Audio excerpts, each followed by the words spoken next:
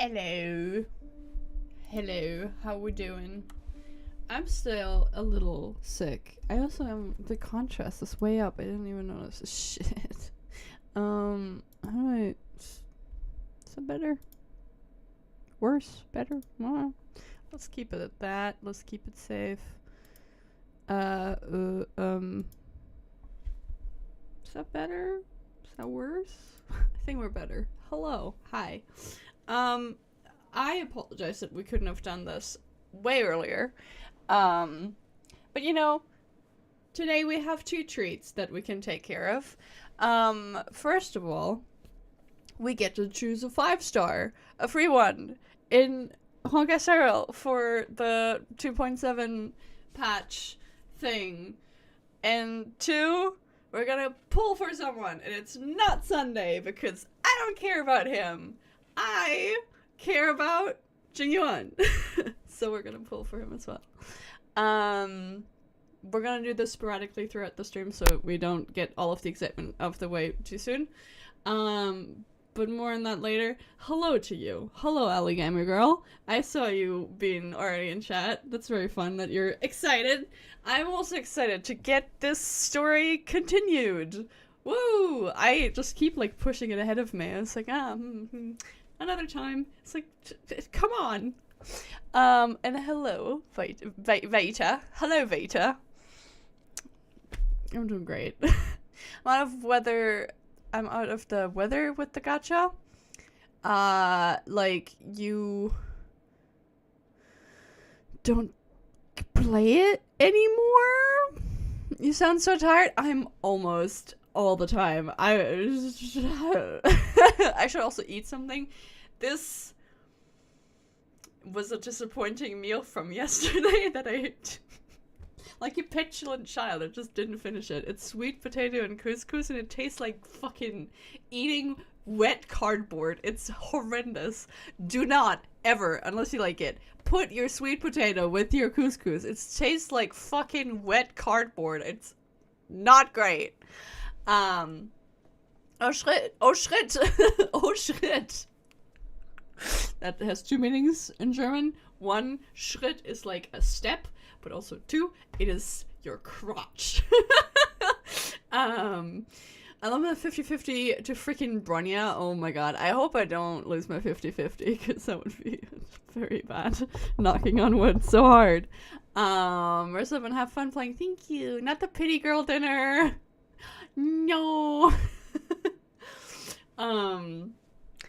But yeah, for like we can do the choose your own adventure, choose your free 5-star first, and then we can do the polling at the very end. So we have like an exciting thing at the front, some lore in the middle, and some exciting thing at the back, and hopefully nothing too disappointing. Knock, knock, knock, knock, knock, knock, knock. Because I really want Genuine. He's kind of like on like the top 3 list of people I would want. So, okay, I'm gonna turn on the disavow because we're gonna be able to hear shit in a little moment. Currently we're looking at my wife, at least one of them, one of the many wives that I do have.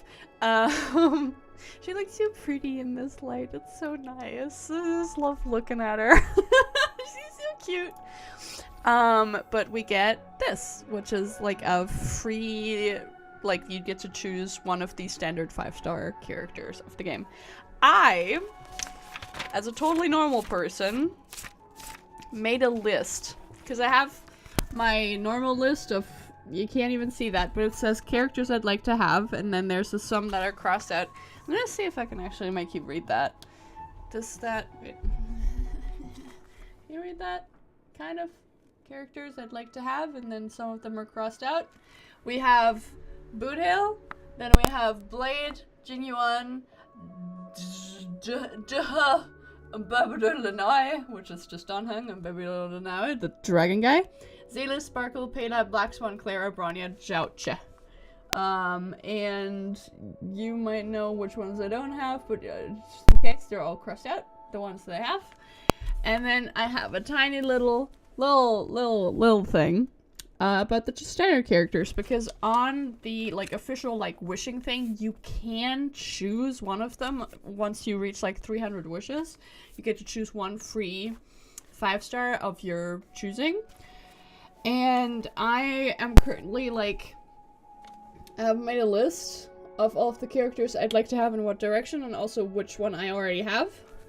So it goes, technically, because I really want Clara because she's really cute and I like her a lot as a character.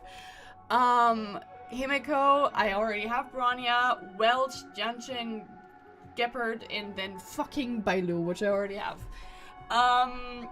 But I think from this choosing thingy, like the one I get first, I would like Himiko, because Clara can still be the one I get for free from the banner thing, because she isn't as versatile in the teams that I have. Neither is Himiko, by the way, but Himiko is one of the stronger characters from this banner. So I would like to get her to potentially put into teams where she would be good in, and if I can build her well, like, we can work with that. But the others are kind of like, literally, Yanqing is like in the lowest tier of all on the official like tier list ranking site. It is hilarious. Like, he's like one of the forgotten ones. Literally lowest tier there is. It's so funny, and I feel very bad for him. But like, you know. But yeah, I'm probably gonna get Himiko here. Well, not probably. We will choose Himiko here. And then once I get to the, like, picking out your character from the standard banner, like I'm at the 300 wish mark, which is like in 60 wishes, which is gonna take me ages because I'm only doing like free wishes that you get like every once in a blue moon. That's where I'm gonna get Clara, and the others I can just sporadically get whenever. But yeah, Black Swan being a goddess, love it, right? She's so pretty. But yeah, this is all the characters we get. I have you. I want you kind of as a character first at some point. Don't need you. He's kind of useless for the teams that I have, because I already have an imaginary character from my Akron team, which is also my shielder, so I don't need Gepard or Welt, so they're kind of both like meh. But yeah, Himiko is the safest choice. Oh, does it say? Yeah, I have her, and then I have none of the others. Alright, yeah. Himiko it is. Hello, mother. Literally. Yee, look at her. So pretty. She's cool. I like her. So that's who we have, and this is fucking look at that date stamp. 166 days. It does say it's like until the end of 4.2. Did it say that? I forget. Doesn't say. All right. It says it probably somewhere. Oh yeah. Hi, but no. Hi, but no. Where are you, my love? There you are. Hello. I don't have a lot. I forgot we're not, we're fine actually. Do I have? Yeah, I have With countless marvelous sights to be seen, I couldn't possibly consider stopping here. I'm sure. All right, we could put these in the thingy later. What's a good one? Do you know? Fuck, you're also our erudition, aren't you? Just like Jingyuan. Oh no! Not you too. With countless marvelous sights to be seen, I couldn't possibly consider stopping here. Countless sights to be seen. Aha. Okay, so I need that one. So until here, I can't do much. But we have her at 40 at least. I'm gonna take care of that later, and we're gonna get her to at least 60 or 70. I don't know how, because I've kind of pre-farmed a little bit for Jingyuan, but not for Himiko.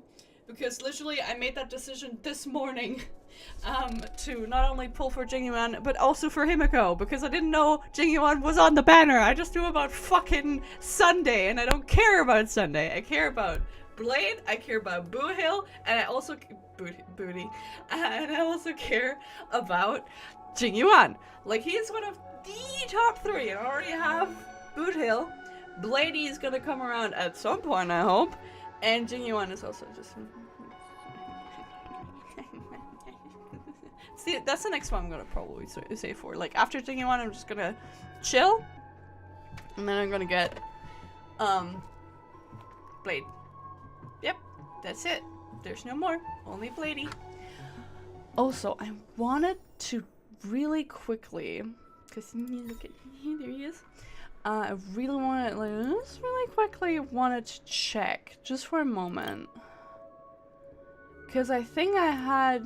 Did I have a little bit? Okay, we had 10, 20, 30. Okay, 34. Like, we're currently at 34 pity, and I have 78. Because, like, in my head, I was like, oh no, I need, like, so many wishes. We might be able to do this in the 70 that I have. I hope. So we're gonna see. But not now. Later. Because right now, we have a story quest to take care of. Stop clapping at me. You're making me nervous. Also, keep clapping so I can actually hear properly, because my headphones are dying on me. Also, hello, Iko. And they're dying, so I can only hear on like one end. What are you doing? Discard your worthless destiny. Hey, it's not worthless, okay? Stop it. All right. This is where I'm going. I'm supporting. While you make this choice, make this decision. I see. You can't see shit. It's dark outside. Literally. I am now aware of everyone's stances. Oui, oui. I have arrived. Hello! Raising these questions merely serves to illustrate one point. The plight of Penacony cannot be salvaged by the harmony. The true foundation for a sweet dream paradise can only be established through the order where the strong govern the weak. How a communism where we all work together. I know the suffering of being tormented, the turmoil of losing your way. how sorrow and even despair set in when matters don't work out. All of this causes me unending pain, because this is not what happiness is at all. We must teach the weak how to live a happy life. And this life isn't some noble propriety that the upper crust preaches, but in definitive terms, a way of survival that belongs to everyone. You know, I wish I had, like, a few more developed brain cells so I could discern what the fuck he's even trying to say here, because, like, at some point, like, I'm losing the thread where I can't even, like, follow, like, what this is, because there's, like, nuances, because he's definitely saying this from, like, a biased standpoint of, like, he believes he's right and there's no other option, and that his is the ultimate and utopian option of how life works. And, like, in my head, I'm like, is this wrong? Like, he is being painted as the villain, so, like, are we, like, is he the villain from us being capitalists? Like, is that, like, are we the good guys because we're capitalists? And is he the bad guy because he isn't? Like, from what standpoint are we looking at this equation? Because, like, he's definitely, like, not supposed to be a good guy. So I'm like, are we biased? Is he biased? What am I supposed to pick up from this? Because there's, like, there's so much where it's like, I don't know what he's trying to say. If there's, like, nuances where someone smarter than me would be saying, like, don't agree with him, he's saying something that isn't good. God, the music is kind of really loud. I'm gonna turn that down in a second. But it's like, I feel like if I were to agree with him, I would be in the wrong. But also, if I don't agree with him, I also feel kind of weird about it. So I would love for someone to explain his views to me like I was, like, 4 years old. Because that's what I need. Because what he's saying is, like, just constant white noise, literally. Just, like, I can't really grasp the concept because he's just speaking words. And I'm not sure. Like, there's, like, sure, strong govern the weak is kind of a weird choice of words that I don't really like, because it kind of infantilizes the weak and, like, puts, like, a weird spotlight on the strong, and, like, how do you define strong? Is this again like survival of the fittest, when technically the first human, like, settlements and the first, like, I read an article about that once, like, the first signs of human community and settlements and empathy are the other way around. Just, like, community was someone healing someone else's femur, like a leg bone that you need to run around and gather food with or hunt with. Like, you need that bone. Like, someone getting that fixed, living, and then dying somewhere else around, like, along the road, but someone else taking care of them. So that empathy and that community, and that is what kind of defines the human spirit and humanity and community, and how we as a society or a community, like, we're able to survive and thrive. So this kind of concept of the strong govern the weak, in the way he says it, kind of feels like that community gets lost along the way, and it's not like, I'm doing this so you can live on. It's more like, oh, we gotta protect, I don't know, like, it feels weird. The way he says, I can't really describe it very well, because it's more like a vibe that I'm getting. It's not necessarily words that I can progress, but I don't know, like, something about this is kind of fishy, and I don't know how to feel about it, and I would love someone smarter to, like, dissect this and tell me what he means, okay? Like, I'm not smart enough for this shit. I'm just trying my best to haul along and attempt to understand what he's trying to do with all this shit. Yeah, the way of survival also goes over my head. Yeah. Suppose we can only see what methods he will use. That's true, Vita. Yeah, we'll need to see what, you know. We must teach the weak how to live a happy life.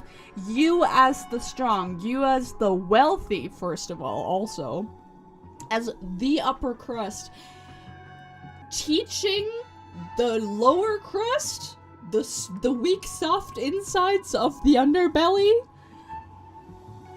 teaching them how to live a happy life, distribute the wealth, do not make everything have a gambling addiction, I don't know, fix the system, And this life isn't some noble propriety that upper crust preaches, but in the there's a word of survival that belongs to everyone. That I kind of agree with, but like, we must teach the weak how to live a happy life while being one of the upper crust kind of is white knight behavior. I don't like it. Yeah, it's really off-putting coming from a rich noble. Really, it really is kind of just like a, oh, I must, like, it's weird performative kind of shit that doesn't really get to the root of the problem. It's like, oh yay, happy, like, oh, utopia and shit. It's like, it's not getting to the root of the problem because, I don't like it. I don't like it. Fix it. Don't run away from it. I don't know. So what is your definition of living a happy life? That's a great question, Firefly. Good question. Human consciousness is fundamentally an illusion. A cage known as self-worth. People lured in by this illusion make mistakes, yet still ask that external influences bear the burden.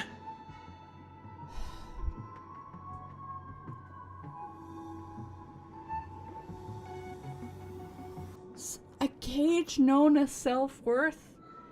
Sure. Sure. But also, where are you coming from? What is this? He's using such words that I don't like. He's using sentences that I don't like. He shouldn't open his mouth. I don't like him. I don't like him, man. I don't like it. When one mistake after the next permeates the masses, they become impossible to trace. Thus, the amassing of these individual cages culminate to form a prison. A place dictated only by the rule of survival of the fittest. See, that was like that kind of prison of everything, like that, like the fact that he apparently disagrees with the survival of the fittest, like, I understand and agree with, but there's still, I don't like it. I don't like it. I don't like it. So you should refrain from opening your mouth, please, for all of our sakes. Nature is always accompanied by predation and sacrifice. Its antithesis is known as order. So what do you support? Predation and sacrifice, or the antithesis to nature? That is what I want to do. Unite people's happiness under the banner of order. They won't need to make bitter choices any longer, nor face the weaknesses of humanity. They can cast aside their primal instincts to build a haven for mankind. No. No. And no again. Sorry, I'm moving my camera so you can read the subtitles. No! We just talked about this. Human nature. That's in the word. Sentence. 2-word. Hyphenated word. It's not hyphenated. My bad. Why? It's always you guys. It's always the nobles. It's always the cold blue people. The ones with the fucking hiding shine. What the fuck is it called? Holy Grail. No. Like the thingy. Halo. Why you gotta have such weird opinions?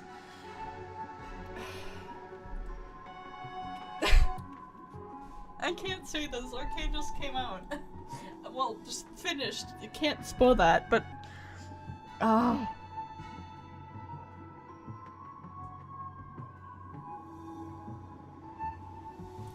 gonna send this as a screenshot to my friends. They'll understand. Wait. I can't say this on stream, so I gotta...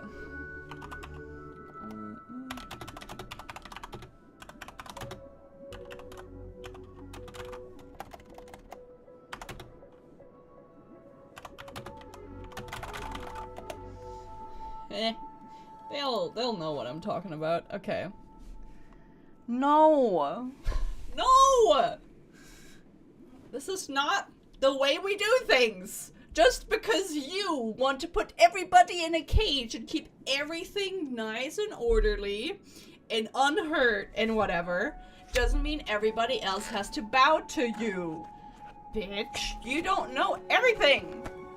You are not the be-all end-all of the universe! Simply describing thoughts is far too abstract. So allow me to provide a simple example.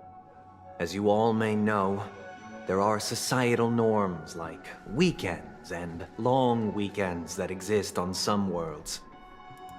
During these hard-earned rest days, people are given the chance to extricate themselves from the stresses of everyday life, allowing a certain tranquility to return to their souls. And it is only on these days that people do not have to adhere to the law where the strong prey on the weak. They can live out their lives happily during these brief intermissions. It's just a pity that 2 or 3 days are still too fleeting compared to the span of a lifetime. Uh-huh. From where I stand, society's ideal system should be 7 rest days.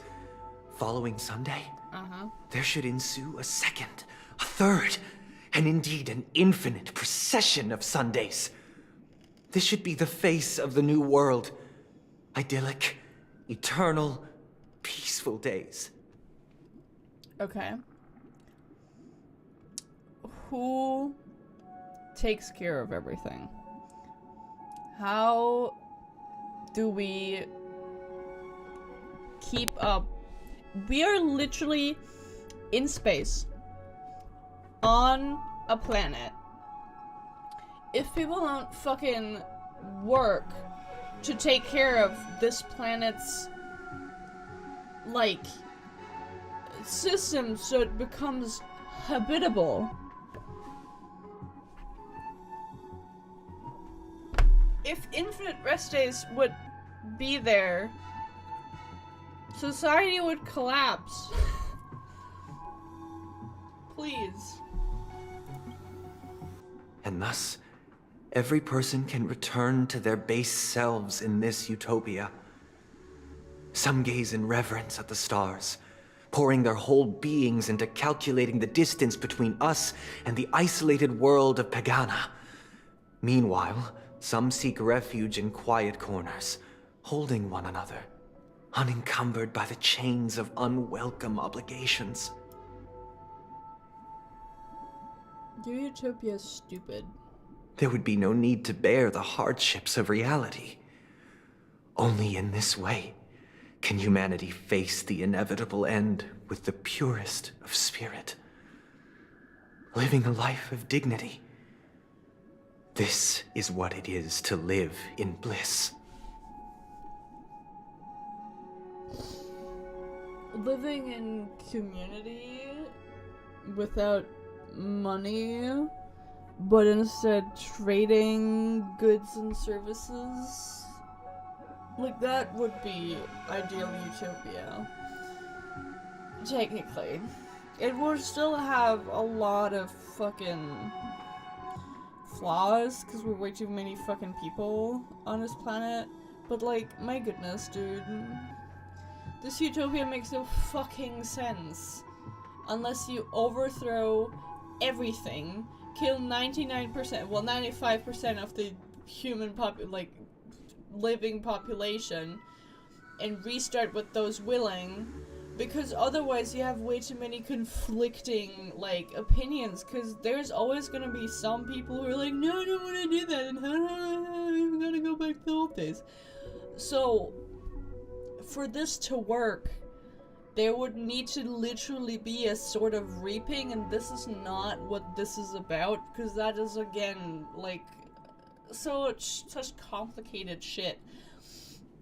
Like, there's no ideal utopia we can just kind of start fixing what's going wrong. Like, this is such a naive way of looking at things. That's essentially it. It's just incredibly naive to think like this. And it's sad, because really he just wants to protect, but it's naive and it's stupid. I'm sorry, it's stupid. Miss Firefly, you who are stricken with entropy loss syndrome, you of all would surely understand this. Probably.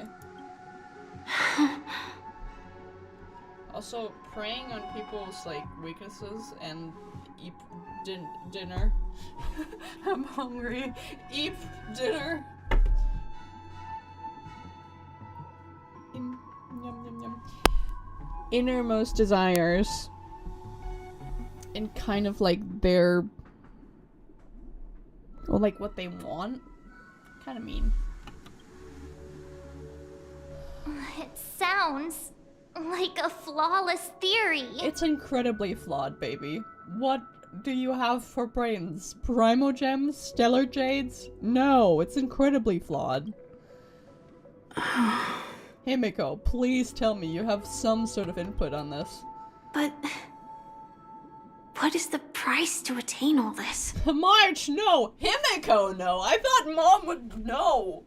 I thought my girl! The cost is minute, merely a personal and eternal sacrifice. Exactly. If this paradise is to be maintained for everyone, someone must remain trapped in solitary wakening until the end of the cosmos. Wakening. Which means that this so-called paradise is still a dream. It's a small price. Stepping into this paradise means forsaking reality, correct? 100%. That's the thing. This is the ultimate form of escapism.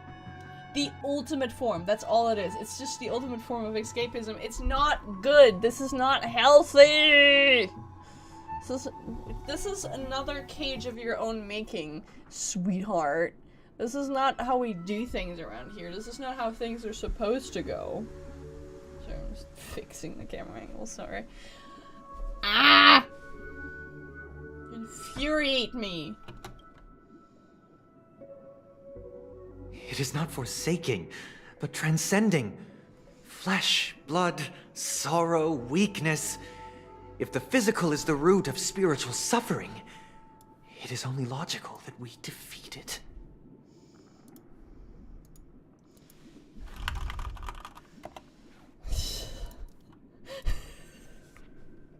But in this supposed bliss, people won't have defeated their demons.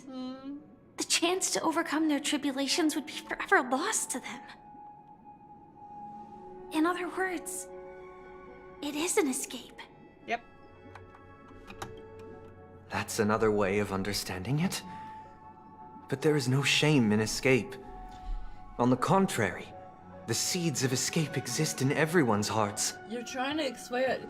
This is like, oh, I thought everybody was a little autistic. Not the best metaphor in this moment, I'm aware, but like, this is kind of this... See what you done to me, I'm coughing. No. Yes, but no! Stop it! No eternal escapism. A little escapism as a treat, but not eternally. Please. My goodness. Hello. Weep. Just making sure, because like I slump so much. I need to like get up on my hind legs. There we go. Alright, cool. Don't you agree, Miss Firefly? And as for why life slumbers, it is because we are afraid to awaken from our dreams. Oh, I'm sure. I'm not afraid to awaken from But my this is dreams, not they're in weird. conflict with the grand plan. Only in acknowledging this can we truly understand the frailty of human nature, and from there, show compassion and protection. I don't know how I feel about the fact that both, like, the Trailblazer and March look at fucking Firefly when he says the frailty of human life. Damn, man, ouch. She's not that frail. She's just chronically ill. I admit that you are a born leader. Your perspective on humanity brims with pessimism. Yeah. Yet you express compassion for all, even when your heart pities them. But unlike you, I live for the self. From my perspective, individuals making choices for themselves is their birthright. Yes. The want to escape may be innate in the weak. But whether they are weak or not, it is not up to another to decide. Thank you, Firefly. Perhaps in your mind, you also view me as weak? Precisely. Heh. I gotta deny her or not? Because I don't think so. Exactly. She's very strong. See? Since Miss Firefly has said her piece, the Astral Express will also naturally give you our answer. Yippee. We'll leave it to you. Just as Mr. McHale instructed before. Tell him our choice. I don't fucking remember what Mr. McHale told me to do. Oh, well, okay, cool. Uh-huh. I'm not entirely sure, but let's give it a try. I don't remember why we're already here, but okay. Wait, you managed to choose the right On the first Weird. time? Yes. This place is quite different from the hotel. But I feel like I've been here before, and even lived here for a while. Interesting. If I remember correctly, there should be a fireplace down that hallway. Clocky and I used to sit by the fire, listening to the crackling of firewood. Oh, And the room on the other side you're just was so cute. the toy room. I loved spreading out all the toys from the box on the floor and making up stories for each of them. Cute. Hold on. This doesn't make sense. Didn't I grow up in Dreamflux Reef? So, what is this place? Haha. Weird. This could be a case of amnesia. Don't worry, Misha. It's common for everyone to forget certain aspects of the past. Those memories haven't vanished. They're just lying in the depths of your mind. We can surely get them back. Since this place seems familiar to you, why don't we explore a few more rooms and see if you can recall anything more? Fair. Yeah, then let's check out the rooms I just mentioned. Fireplace and toy room. Let's go. Fireplace. Well, okay, the toy room is kind of closer, so let's do that. Tick-tock. Tick-tock. Tick-tock. Okay. Weirdo. Yeah. Oh.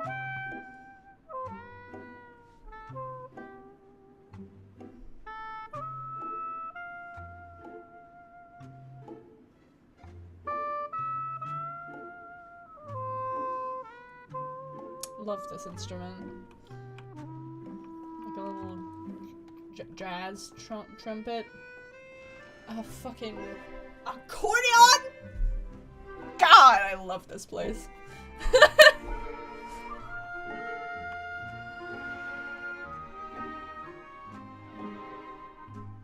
I'm vibing too hard. I can't really do the story. I'm just vibing. I heard some noises from the room. Origami bird? That's a friend of mine. Origami bird? That's a friend of mine. You and Origami Bird are friends? Listen, everybody who looks at Misha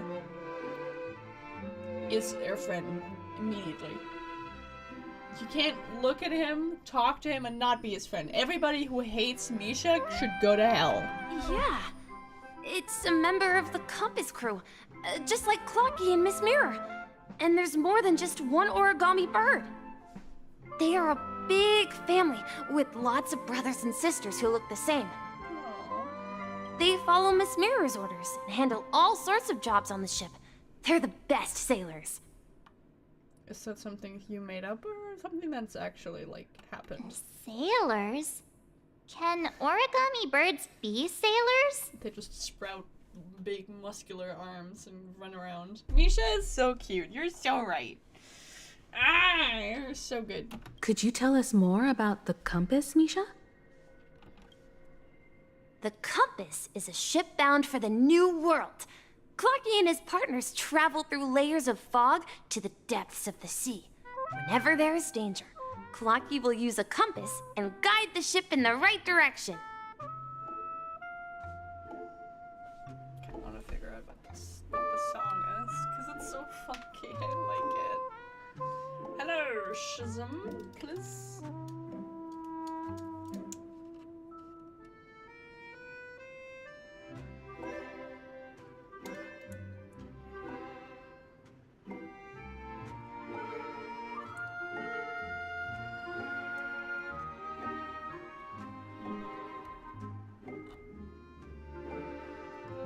It's like I'm calling on the phone.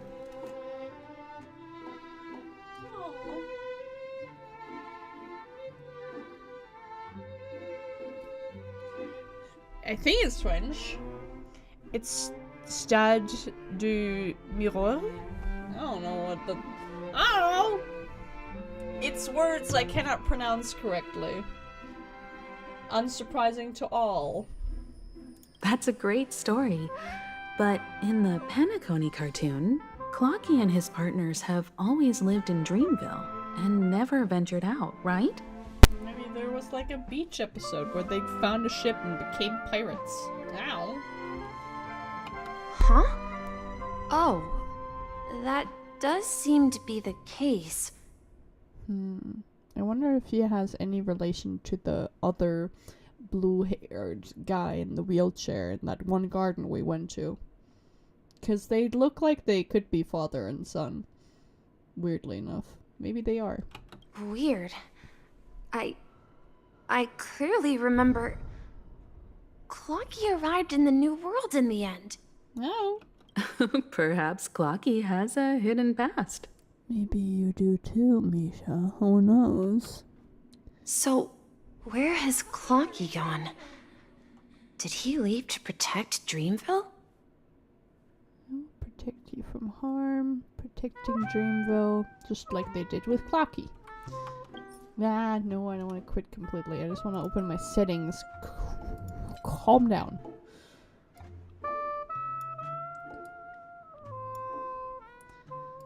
Okay. No.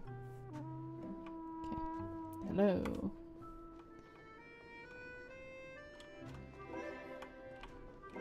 Protect you from harm.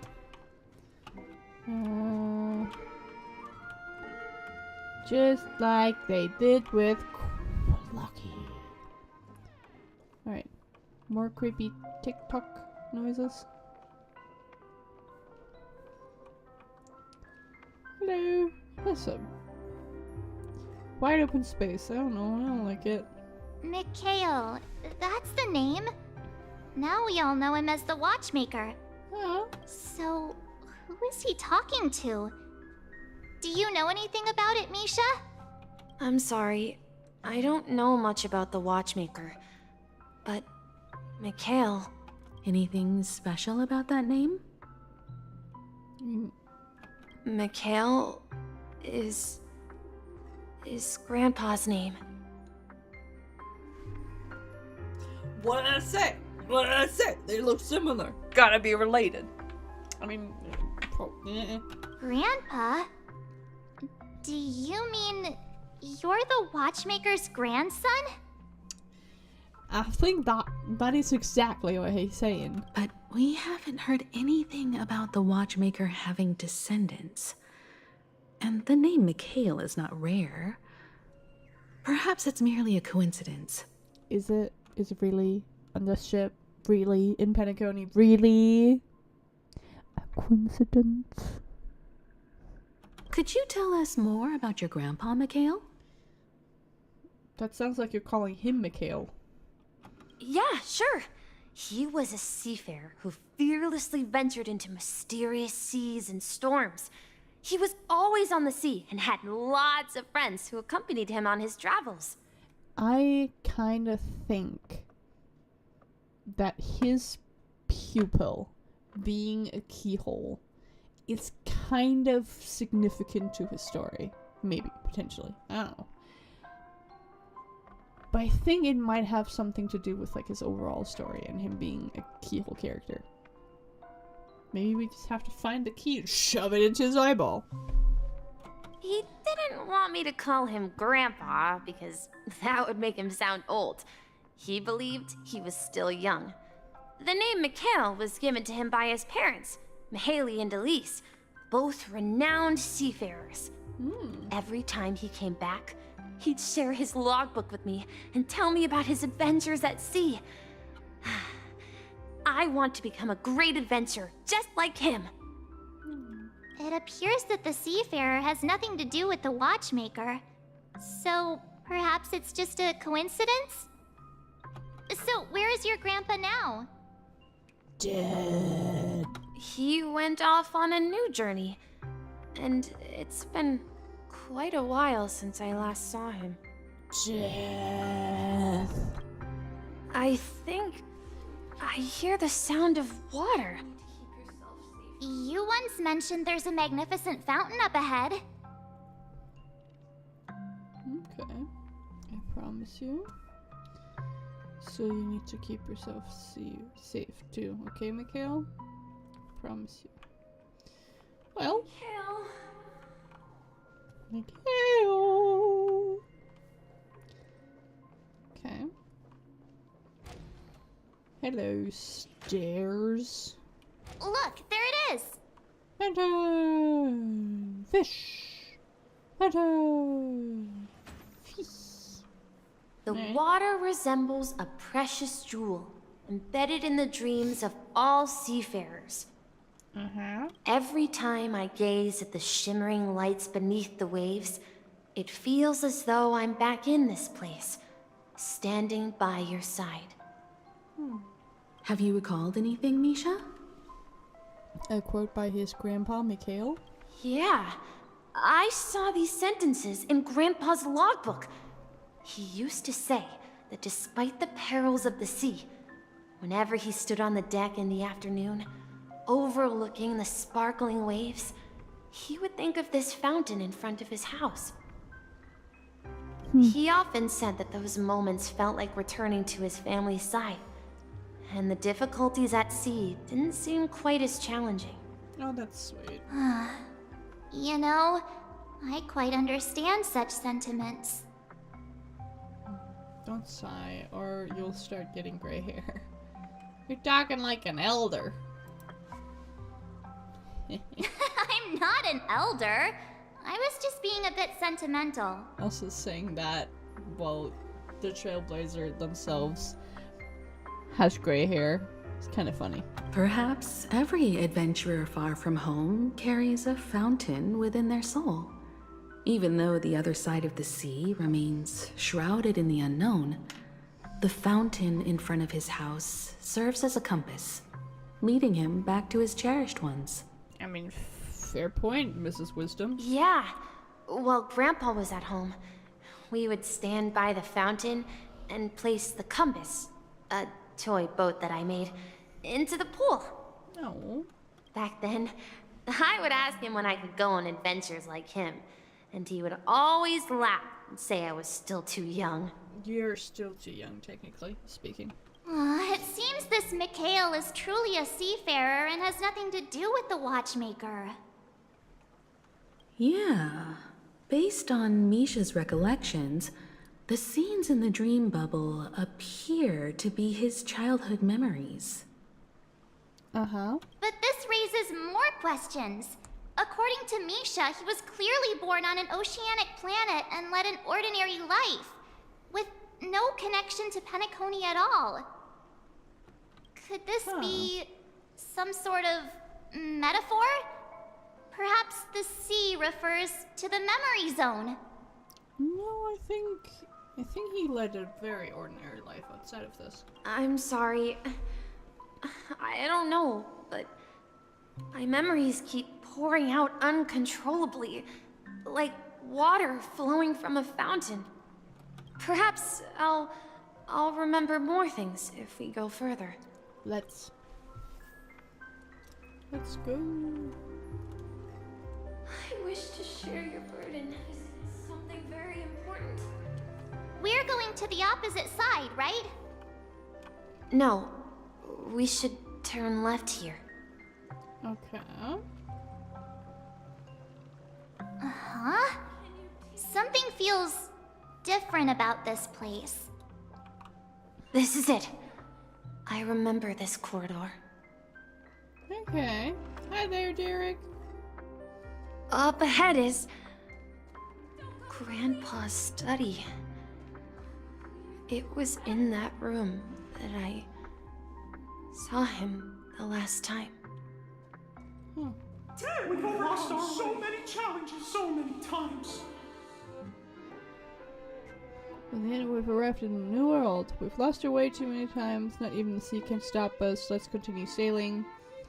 We finally come out of the fog across the ocean is our destination. Captain Misha, we are now heading to the correct destination.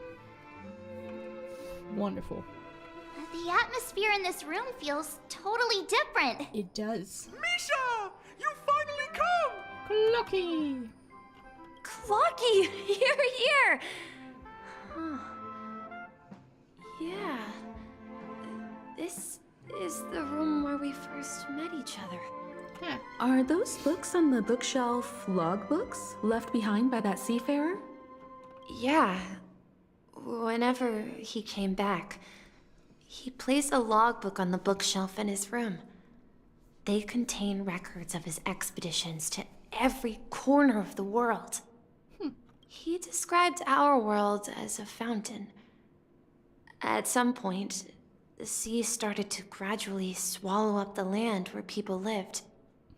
To ensure that everyone had land to settle on, he had to continue exploring the sea and search for the source of the rising seawater.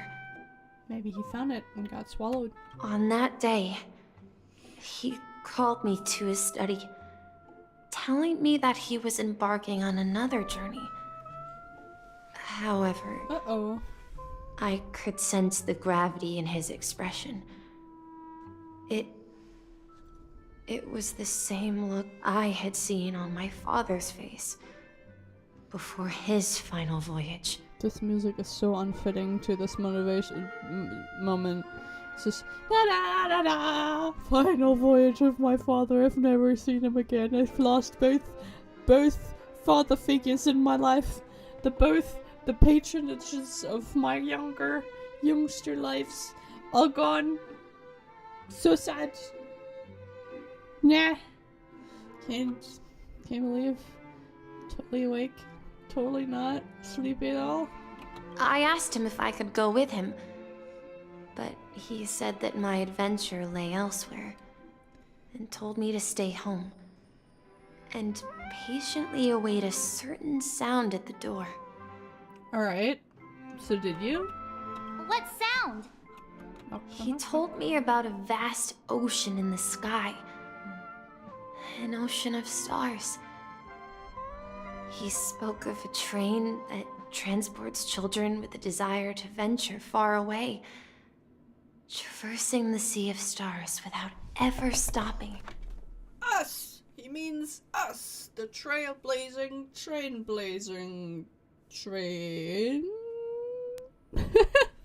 He said that he knew the crew on the train, and that he had asked them to take me along.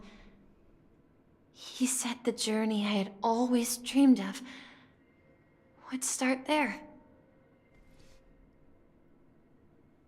That's definitely the Mikhail in the Secret Garden thing. 100%. Definitely. Yes, thank you, music. 100%, definitely. Because he was also friends with the Trailblazers from back in the day. A train? Could it be? Tick, tick, tick. It's the Astral Express.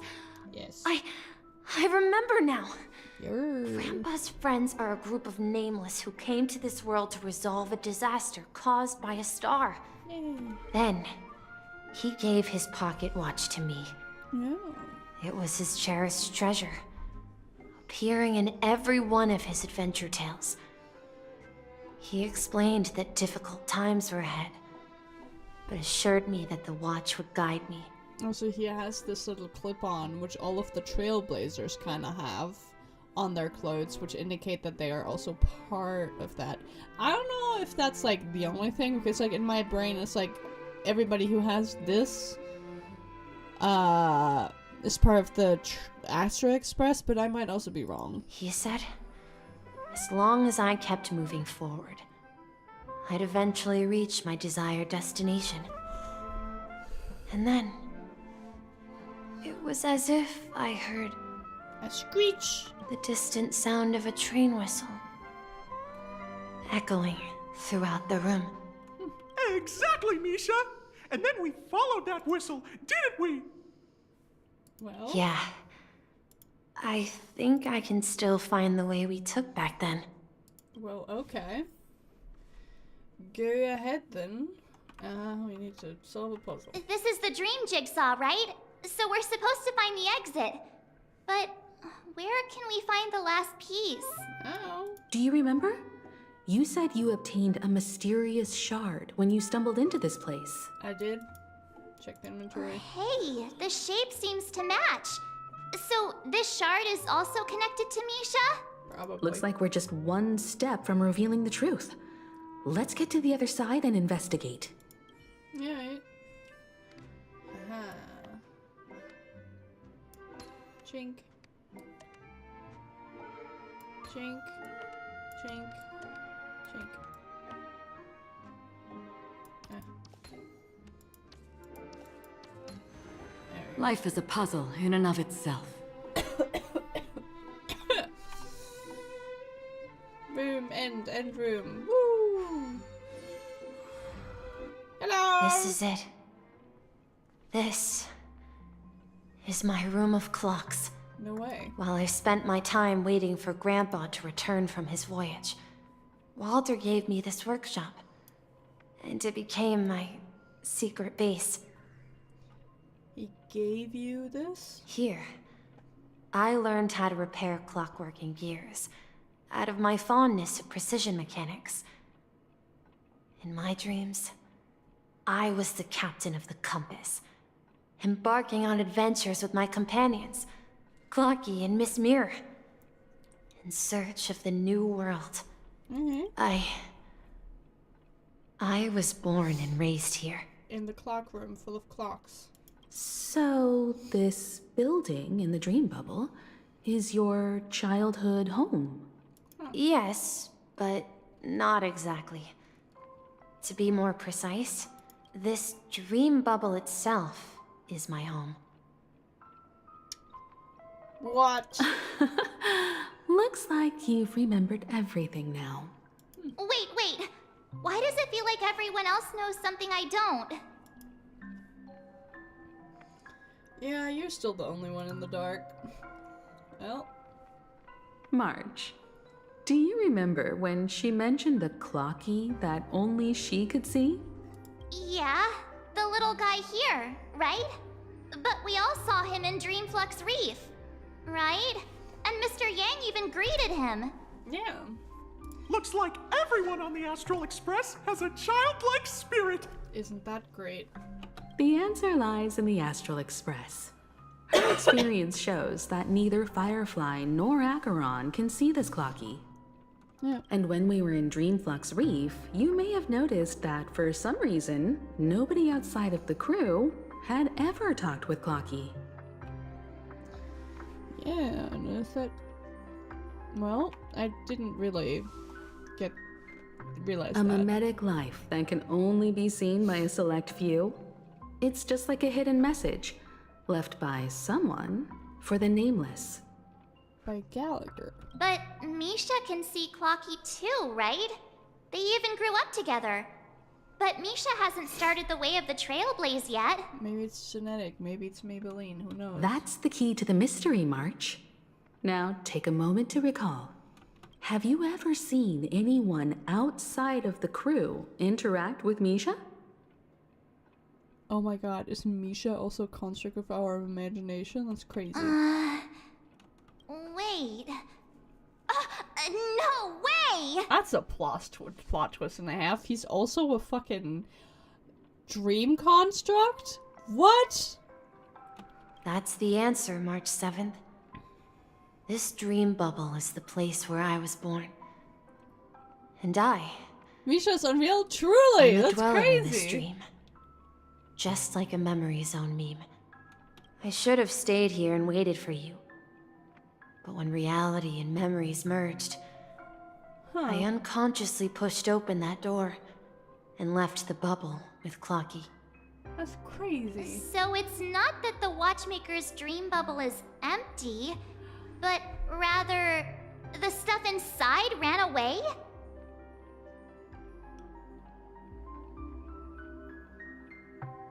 That would explain so much, but what? And the whistle you heard was the sound of the express arriving at Penacony? That's one way to see it, but I believe there's a longer story behind all this. Well, It's best for Misha himself to explain all the details. How about we start with your name? Now, should we call you Misha or... Mikhail? Thank you all for helping me rediscover my true self. Is he just Mikhail? Is he the watchmaker? Please allow me to reintroduce myself. I was born on Lushaka, in the Presmere system. Adopted by seafarers Mikhail and Char. They gave me a treasure. A name that carried their hopes. Mikhail Char Legwork. Or simply, Misha. Mikhail Char. Ha! I am Legwork. He is the watchmaker. That is him. He is him. If you prefer, Yep. you can call me by a more familiar name. The Watchmaker. Well, what a plot twist, man. So, you're the Watchmaker himself? Uh-huh. Unfortunately, that legendary figure is no more. I am only a reflection of his life. As for the child who has been with you, he's the innocent protagonist of Misha's childhood dream. A friend of Clocky, a young apprentice, and a future mechanic on the Express. Sounds like he's saying it feature, not a future. And this also marks the beginning of his journey, devoted to the Trailblaze. Huh. At the end of the journey, I left left this little flame, which I so cherished, in my deepest dreams, hoping to pass it on to the nameless of future generations. Creepy. However, he somehow left the dream bubble and forgot all about his task. Oh no. I apologize for all the confusion this caused. Because he was born with a desire to trailblaze, wasn't he? Can we take him? Can we keep him? I don't think Misha has forgotten his role as a guide. He remembered it, and that's why he mistakenly appeared as a hotel doorman in her dream from the very beginning. The one who brought our unconscious friend here must have been Misha.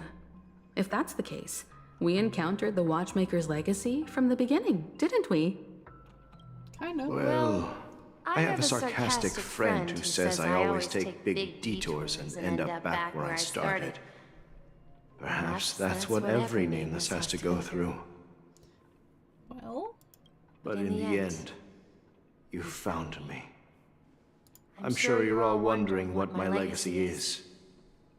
I believe my hound has mentioned the Stellaron and my wealth. The Hound. Call him by his name. His name is Gallagher. He's my favorite bartender. Please. If I may apologize, the Stellaron part is real. As for my wealth, however, it's nothing more than a baseless rumor. Damn man, no money. I left my homeland as a child and embarked on the journey of Trailblaze. I traveled to various planets until finally reaching Esdana, where my friends and I built the original Penacony and fought for its future ever since. Damn. I've been moving forward all my life, doing what I could to overcome the obstacles in my path. But ultimately, my journey reached its end, and I left behind no possessions worth entrusting.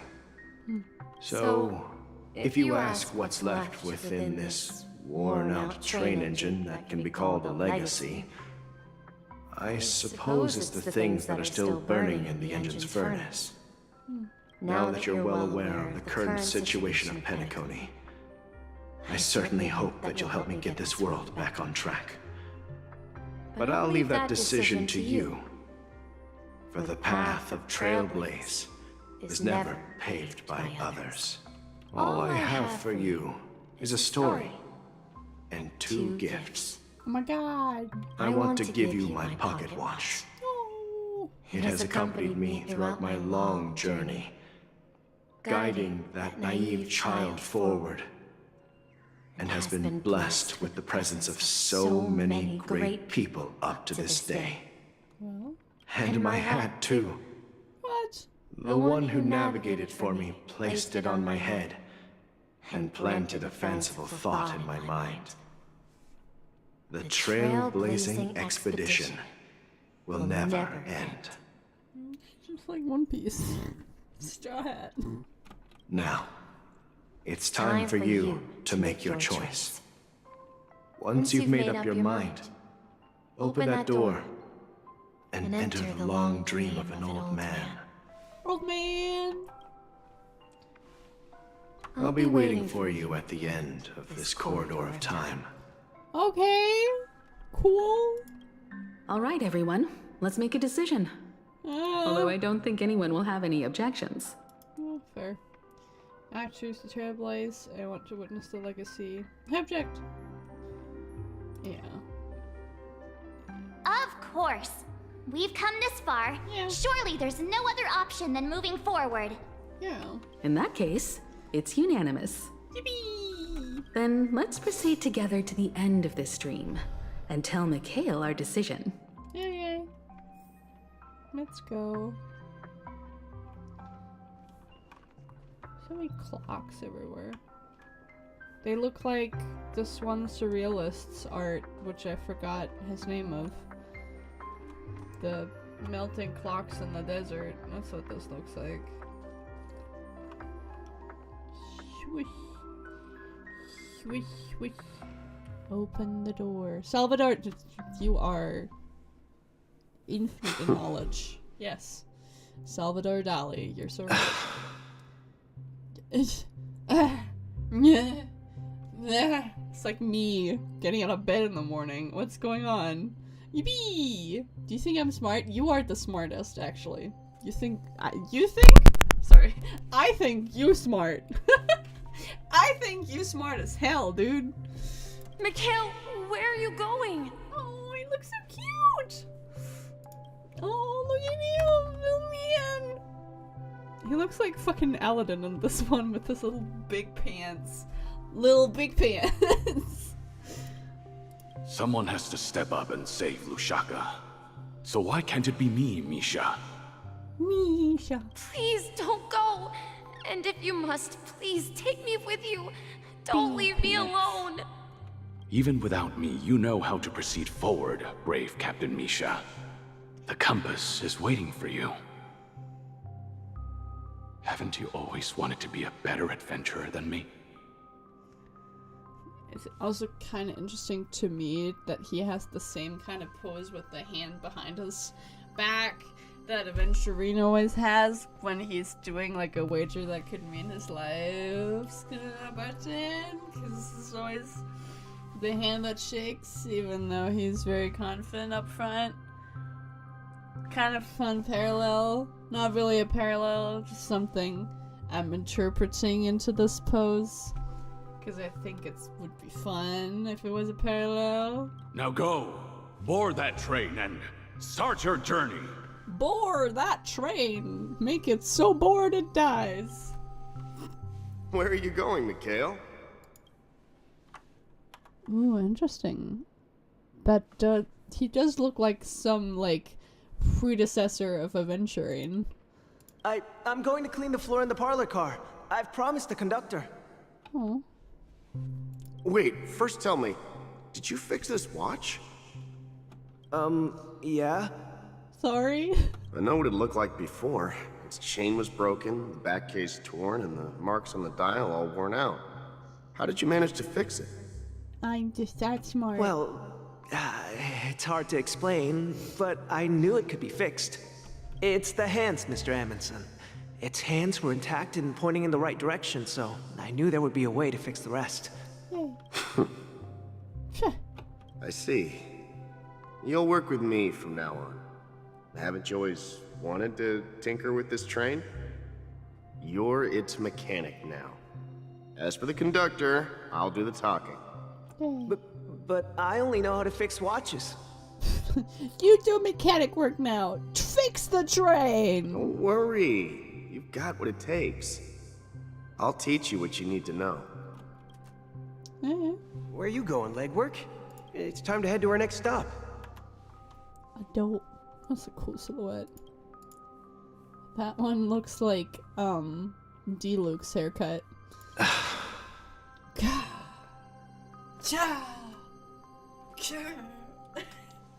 I'm sorry for making fun of that, but it was so funny. I'm staying in Astana with Rosalina and Tiernan. Oh. I see. This place reminds you of home. Sound like that. Oh, look, there's a man. I forgot. I didn't even see that there was a man. The people of Astana have only achieved a tiny victory and still have a long way to go towards true freedom. Hanunu needs us. Hanunu. Hanunu. Don't worry. Not all journeys lead to the stars. Even if I leave the Express, our path of Trailblaze will continue. Yeah. I knew you wouldn't stay on the Express forever. Leave in peace, my friend. And, take this with you. This is Mr. Amundsen's hat. But why? Because he'd want you to have it. When he departed, he said he would leave it to his best student. Well, I suppose the time has come. Farewell, legwork. Take care of Tiernan and Rosalina. And don't forget to write to us.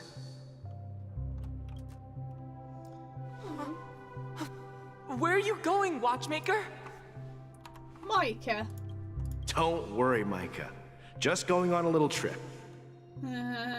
Someone has to be at the forefront of the interstellar frontier, and I'm the only former nameless in Penacony. So why can't it be me? Because you're all we have! Have you forgotten about Tiernan? The cosmos is way more dangerous now.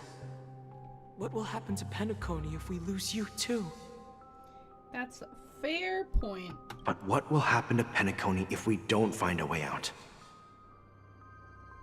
That's also a fair point. Tiernan.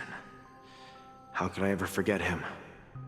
I've spent countless sleepless nights asking myself why I didn't go with him back then. Well, probably multiple reasons. We Nameless won't stop. Don't worry, Micah. It's just a matter of getting back to my old profession. Just wait for me to come back. But if, and it's a big if I don't come back in one piece, then you'll become the next watchmaker. Yay! Where are you going, old man? Old man. Well, to die, probably. Oh, you're here. Answer my question. What are you up to? Death. Relax, Gallagher. I just came up with a great idea. Wanna hear it? Dying. Oh, come on. Aren't all your ideas just ways to get yourself killed? I may be blunt here, but you're the last remaining hero in Penacony. Yeah, you're just off to get yourself killed, man. If you die too, the secret of the Stellaron will go to the grave with you. Yes, I'm afraid there's no way out in Penacony, so I'll have to consider alternatives beyond Asdana. We'll organize a festival using the Watchmaker's legacy as a facade, and send invitations to the entire cosmos to gather people here. So, a desperate struggle against the family?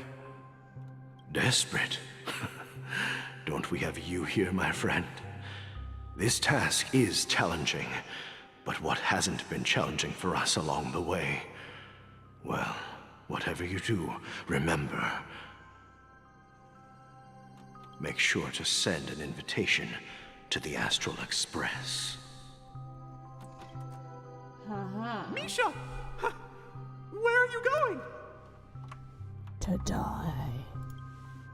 Oh, it's you, Clocky. Take me to Dreamflux Reef. Last night, I had a long dream about the day we met. I want to write down that dream. Write it down? Why? Because I'm about to die. Oh, so I won't forget it. Do you remember how you got your name, Clocky? Such an exaggerated old man voice. It's very funny. I'm just like, stop that. You sound like you're like 2 seconds away from turning into dust. Of course! You told me that when you were a kid, you lived in a room full of clocks. Those wall clocks and pocket watches grew up with you and were your best friends. That's so sad. Yes, but what I didn't mention was there's a funny misunderstanding behind it. Clocky sounds like a certain mouse. I'm pretty sure it was supposed to. Kind of like how Hootie from the Owl House was also just supposed to be a demented version of a certain mouse, and it's stuck, and the person who voice acted Hootie was kind of a little upset that that was the voice that stuck, because it's very straining on the you know, on the vocal cords. But I can imagine that like this Clocky and his like mirage of friends is kind of like a play on like fucking Mickey Mouse Funhouse or whatever, like that. Like, this is a surprise tool that will help us later. Like, that shit is kind of like this, just a little different, but like the concept is kind of the same, you know? Like that. I'm pretty sure. Like, to any lawyer that wants to get up my ass, don't. This is a joke. Haha. I don't mean this. Haha. Not that they would. I don't know. My brain is. But it could definitely be with him being like the most important, like the clocky, everything being like very much revolving around him, like this, like everything around the sun. Like, yeah, it could make sense. I was a kid, and there was always a special pocket watch in my memories. It was with my grandpa, guiding him on his sea voyages and leading the way in his every adventure story. Yeah, I see. Yeah. I wanted to have a pocket watch like that too. And that's when you appeared in my dreams. Oh my god, Clocky is a figment of Mikhail's imagination. Yeah. Every night, we board the compass and set sail together. Yay. But you know what? It wasn't until the day my grandpa gave it to me that I realized it wasn't a pocket watch at all. But? It was a compass. How many layers does this onion have? Too many. It's just layers upon layers upon layers until you go into like a fucking snail house spiral trying to unlayer every layer, but there's layers on the layers. Ah! So, your name should have been Compassy. Compassy. And the watchmaker is just a nameless. Okay. Fascinating. We've arrived at Dreamflux Reef. So, where to next? Oh, you know, buddy. Clocky, I don't think I'll be going anywhere else. That's so sad. We're gonna go die now. This is literally what we're about to do. We're literally about to sit down and fucking die, man. This is all we're doing. That chair is most likely empty, because I don't see any fucking legs. So we're about to sit down. I'm about to die. Take one final nap and never wake up. I've traveled far enough, and it's time for a little break. Oh. So, we'll set out again. When you're rested?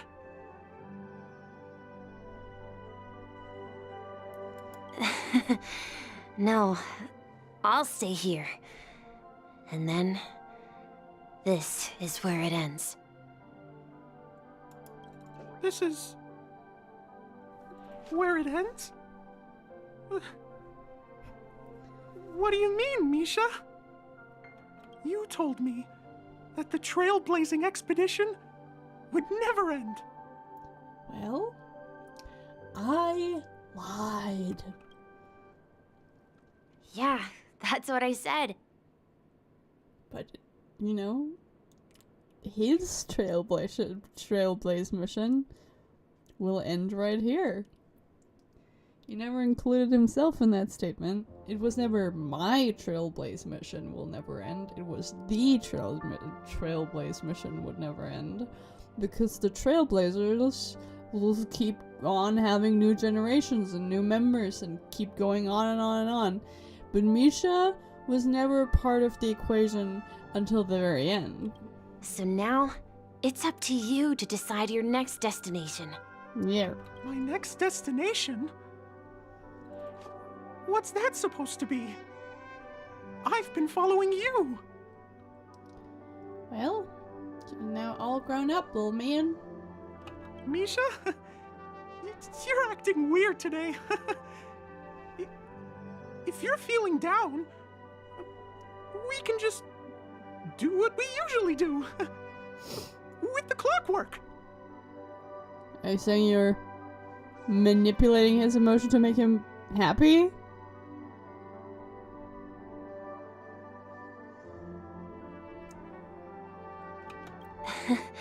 No, I'm not feeling down. As for clockwork, yeah, It resolves all problems in this dream. That's a cool shot. So, do you know what clockwork actually is? The way a clock works? I'm not quite sure. Well, everyone gets lost at times.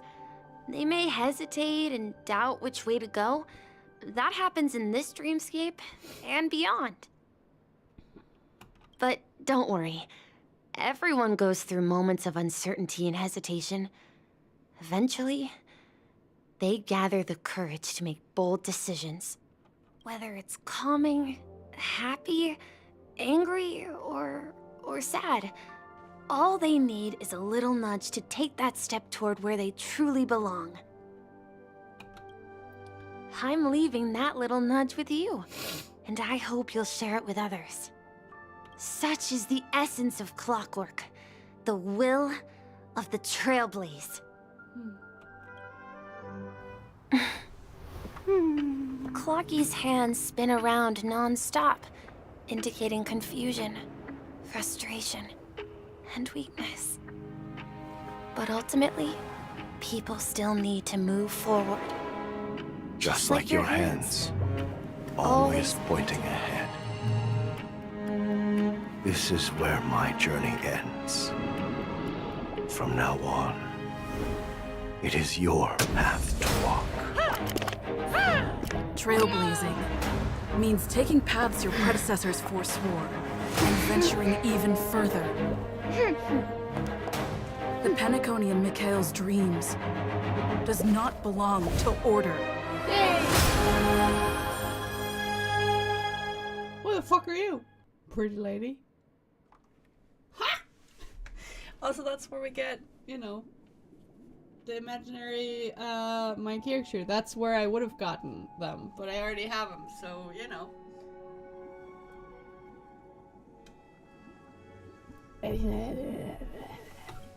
Hi. I can't believe that Eon would cast a glance at Penacony at a time like this. Hello, Ishipe. Is it because of the resonance from the legacy of the Trailblaze?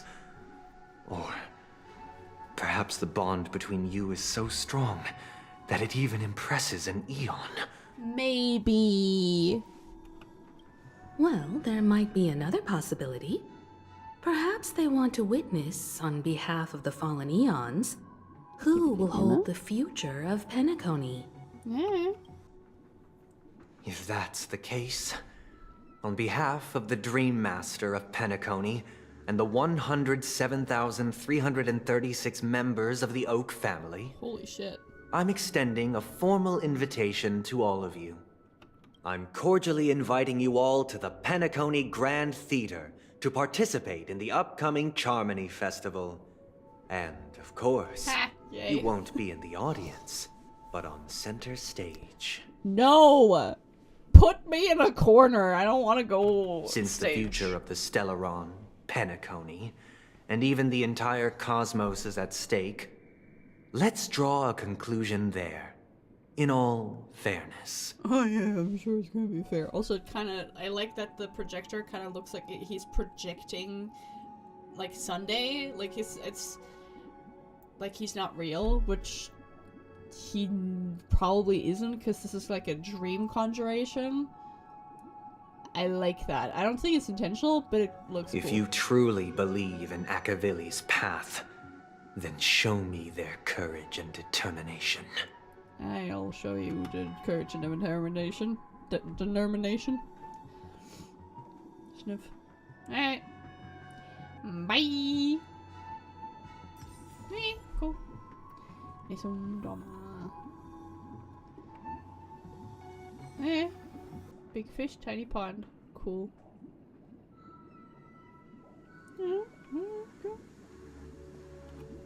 Buongiorno. Mom Does help. that mean he wants to fight us during the Charmony Festival? Kinda. I'm afraid so. This is weird. Aren't Arc villains usually plotting some dirty conspiracy in the end? But he actually said something like, "In all fairness." Could it be that he's underestimating us? Could it be that he's lying? Do not think that this man is completely honest, dude. In all fairness. Ah! Bro! Don't believe everybody. I might be naive like that and believe people. But in this moment, right now, no! Well, in my opinion, Sunday is deeply committed to his own philosophy and genuinely wants to prove that the Order is right. Yeah. Just going like this, like, I'm right. Tunnel vision. I sensed a strong conviction and a desire for dominance in him. Maybe he won't accept the outcome unless he wins fair and square. Dominance, you say? That's why he'll give it his all in the upcoming battle. Sweet. I'm gonna kill him in like 3 rounds. 4. Maybe 5. We'll see. I don't know how hard he hits. Back down either, but he's such a gentleman. If evil, why so nice? He's not nice. He's not. He just speaks affluently. He's not nice. I flex too hard with my swag. Guess I now have to pay my dues. This is how Zeka speaks. This is not how the Trailblazer should speak. I keep sending this to my buddies because I think they will understand and they would find it funny, very funny. Wait. Zeka. This is how you speak. There we go. Alright. Roasted friends aside.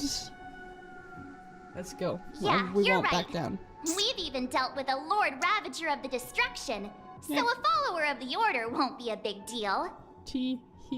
Anyway, we can't leave the Stellaron unchecked. This is about trailblazing a bright future for Penacony and fulfilling Mikhail's and his predecessors' long-cherished wishes. So long. Now that we've taken up the mantle, we can't afford to fail them. Never. However, the same applies to the Order. Their plan didn't materialize overnight, and they have the profound collective consciousness of the planet of festivities behind them. Well, that's fair. Ish. A desire to dream, to slumber and escape reality. Okay. All those hidden emotions have given birth to the sweet dream of the Order.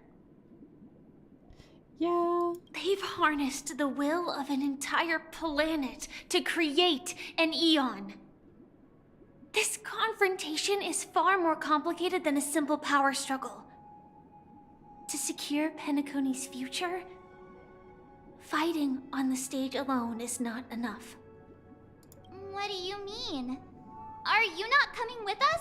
No, she's far too powerful for that. I believe Firefly is trying to say that she's heading off to another battle. So many battles happening. I can't pick all of them. Before I left, the Destiny Slave told me that this journey would bring unforgettable rewards. Even though the script he gave me only had a few lines, I couldn't ignore them. Because one of the lines said, "I'll experience death 3 times in the land of the dreams." I've only had 1 so far, or do we have 2? 3 times? This can't be serious, right? The first time was a painful death when I was stabbed by the Blade of Dormancy, which led to all subsequent events. The script will always come true, but in a way that will only be revealed when that page is turned. So now I've understood the meaning of my second death. And I am prepared to face it. If all goes well, my efforts will provide crucial support for you. Yay. Only by achieving victory in this battle can we secure a future for Penacony. And only then, my third and final death won't come true in the most terrible form. Well, if it is in the script, you're probably gonna die 3 times and that it's still gonna be terrible. The most terrible form? Does that mean... Instant death forever and ever and ever? The true death, where everyone in Penacony loses themselves completely in the eternal sweet dream of the Order. Okay. We must do everything we can to prevent that. Have you made up your mind, Firefly? Yes. Otherwise, I wouldn't be here. Fair point. Thank you again for your assistance for the Astral Express. May we meet again, in reality. Alright, Captain.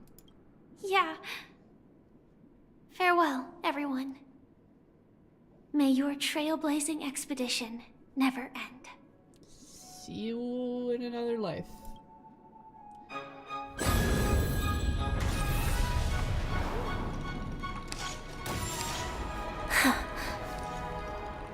I dreamed of a scorched earth. Everyone, are you ready?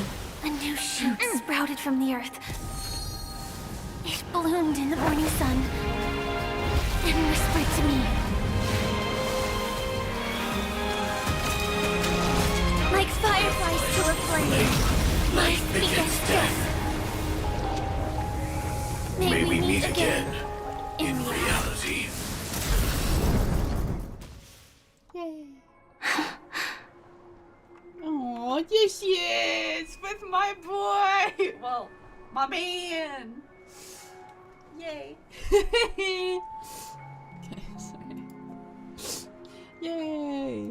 After today, Japella's name will disappear from cosmic history, and the Everflame Mansion will take its place.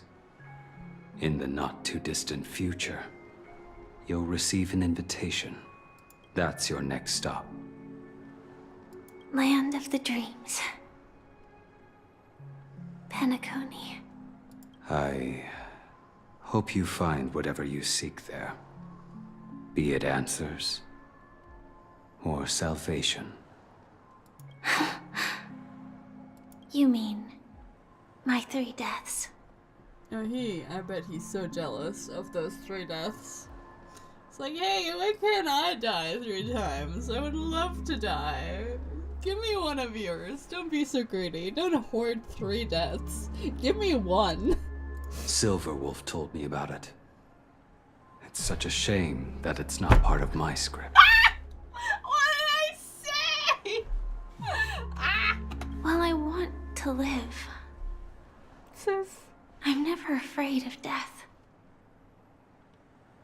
The opposite of death is eternal life, and that's something I'll never desire. People die, and I am no exception.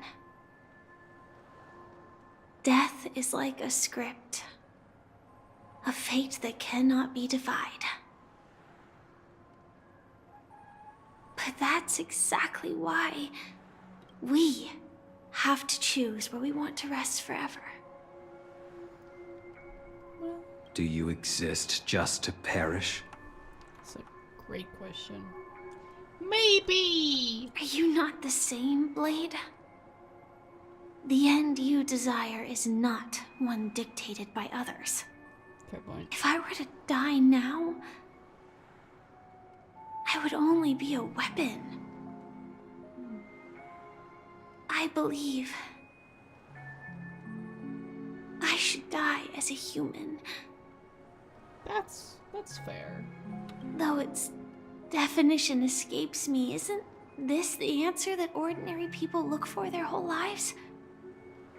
A name that can be carved onto their tombstone.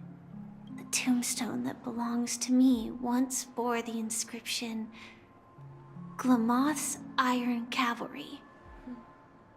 Then it changed to Stellaron Hunter. But one day... Lamoth's Iron Cavalry is actually the name of the... I'm pretty sure that's the name of the artifact set that you need for Buto. Which I think is very funny. It will bear the name Firefly. Yes! And all the brilliance she showed at the end of her life.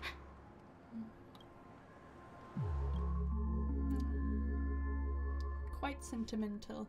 In the meantime, That's somewhere... quite unexpected, old man. Well, Who would have thought your crazy plan would actually work? Do all you nameless fools just act on a whim? maybe. I can sense that this false sweet dream is coming to an end. The nameless may be young, but they had the ability to achieve this goal. Just like you did in your time. It's a shame you won't be able to see it firsthand. Maybe I won't either. Once something fictional is seen through, it ceases to exist. Yeah, not just those nameless. Even Mr. Wings is just like you. Stubborn, won't listen or give up, no matter what.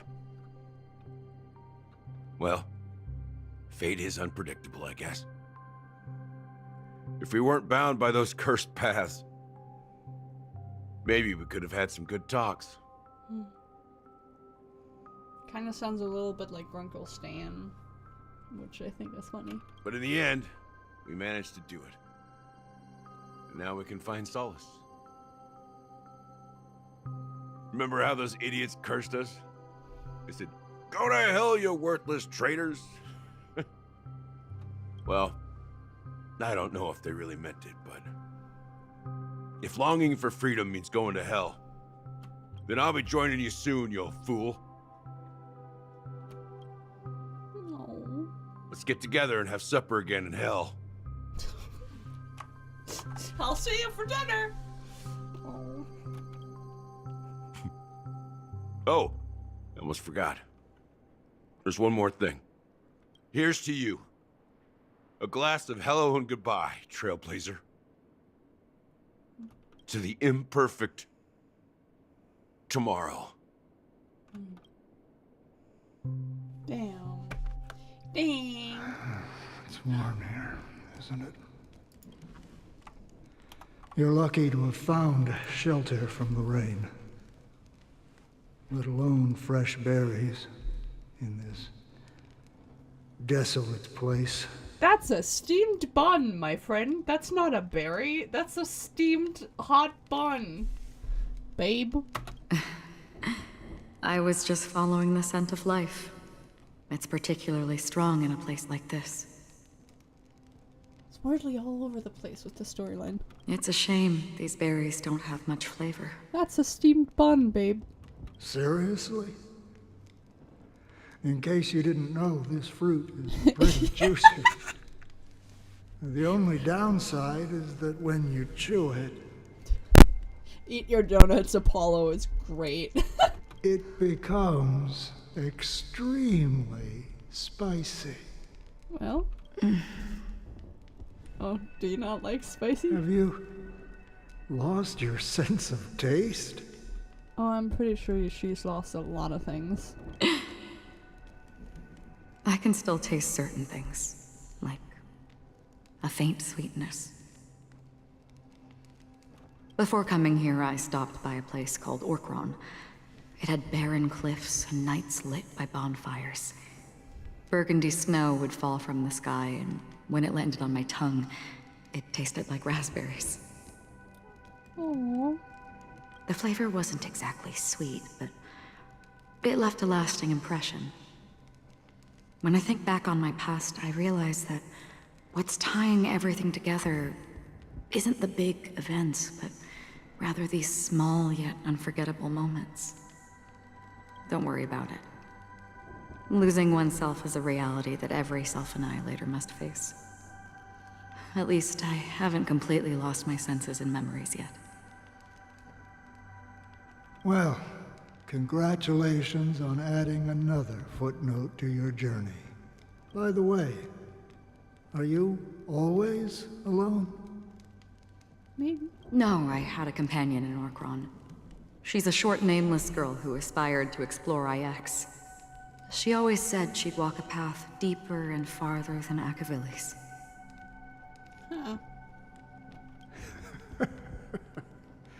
Quite an ambition for such a small girl.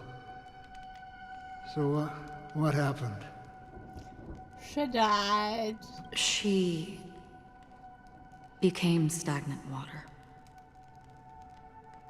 She died. Well, my condolences. Condolences. I don't need them. The girl left with a smile. She never regretted her choice and most definitely wanted me to say goodbye with a smile. So, that's what I did. Cute. That's proof that you're grieving for her. Or perhaps I'm just afraid. Bye-bye. Afraid? I rarely sense that emotion from you. What do you fear? Life. I'm afraid I'll forget the 30 days I spent with her, just like all the other days in my life. Most of them have already washed away with the rain, disappearing into an unseen realm. She's just like me for real. I also don't have memories ever in my life. Everything gets washed away by the rain. Or even just a passing thoughts. The wind. A speck of dust. Suddenly I forget everything. I fear that those vivid red memories will fade away too. There isn't much color left. And besides this faint, warm red, there's almost nothing. Hard to imagine. A ranger accustomed to bloodshed, destruction, and chaos finding warmth in the red color. Because I have experienced this warmth many times. Long ago, I promised someone that I'd bring it to more people. And that for every remaining moment of my life, I'd strive for a better ending for all. As long as this red color still lingers, I have a chance to fulfill that promise. It represents a burning fire, a blooming flower, the berries in this cave, and life itself, fleeting yet still dazzling. In the end, it will lead me beyond the horizon of existence. And on the other side, I will cut off nihility. Huh. The one blessed by the sleeping and shapeless is considering how to kill them. That's truly pure nihility. Well, at least she's staying true to herself. But you're right about one thing. After spending so much time near this stagnant water, only when I look at this vibrant red fire do I realize that I'm still alive. Dang. When will this rain ever stop? Never. Perhaps when the sorrows of the departed have finally quieted down, the sky will clear up. The Four System Hour Silk Harmony Festival. Hello! Have you heard of a planet named Biari Scamandros, Don Hung? It's one of the paradises under the influence of the Harmony, a sought-after wonderland for the inhabitants of the Dardanu Major and Minor systems. Half an Amber era ago, the family held an unprecedented festival there. And after that, everyone on the planet became part of the family. Do you think the same thing will happen on Penacony? Potentially? Yes. Or how else can we explain it? The family deliberately used the Watchmaker's invitation to keep all the Pathstriders here, but banished the Emanator of the Nihility. Because of the Nihility, I'm rarely affected by the power of other paths, but somehow I can unconsciously infiltrate them. Maybe that's the risk they're trying to avoid. Maybe. I would disagree. Biari Scamandros is not part of the credit system or connected to the Silver Rail. It's nothing more than a remote civilization sheltered by the Harmony. But Penacony is different. If the family messes with Penacony, that would be like declaring war on almost half of the factions in the cosmos. They have no reason to do that. No, they don't. If they truly serve the Harmony, that is. That is true. What do you mean? The path in Penacony is impure. The Harmony here has impurities. Yes. Do you remember the Ancient Swarm disaster? Yes. Tazerond, the propagation, brought endless havoc to the universe, and it eventually evolved into a fierce battle among all eons. 2 paths lost their eons in that war, the propagation and the Order. Coincidentally, their downfall is related to a certain eon. Shipe, the Harmony. Yeah. Legend has it that they participated in the crusade against the Imperator Insectorum and devoured Anna the Order for unknown reasons. Jump. Holy forgaroni. So you're saying that the 2 leaderless paths are working behind the scenes? Holy forcaroni. I want like a list of all of his like weird expletives and like censored swear words, and I want to integrate them into my daily use because they're great. Forcaroni. But I don't see any descendants of the propagation in Penacony. Could it be that the remnants of Beyond the Sky Choir are hiding within the family, trying to resurrect a fallen eon? Oh my god, they're just they're just recycling plots from Genshin. Fucking skirmish up in this shit. I can't say for sure, but they're definitely planning something for the Charmony Festival. Holy wabba-boo. Now, this is getting way too complicated. Is this why you want us to leave Astana right away? Are you giving up? Holy wabba-boo.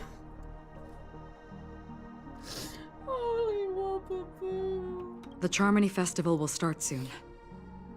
There's one thing that I need to confirm no matter what. A warp jump is the best way to do so. Time is running out. I have another plan. Hold on. Are you thinking of using the Jade Abacus of Allying Oath?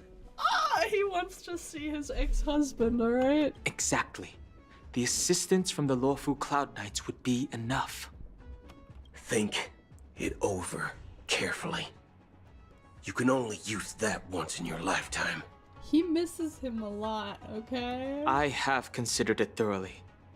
My companions are... they're also once-in-a-lifetime treasures. That's his family. Okay. Right.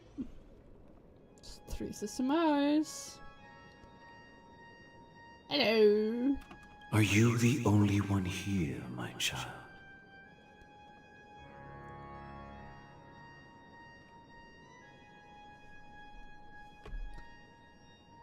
Sorry, the music is great.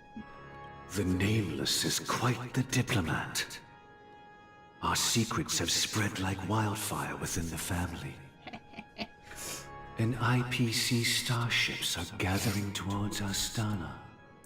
I'm deeply disappointed in you. This is a crucial moment for us. The evil organs. So, Hell yeah. where is the chosen one who harmonizes the varied sounds think she's gonna sing. What do you mean, Master?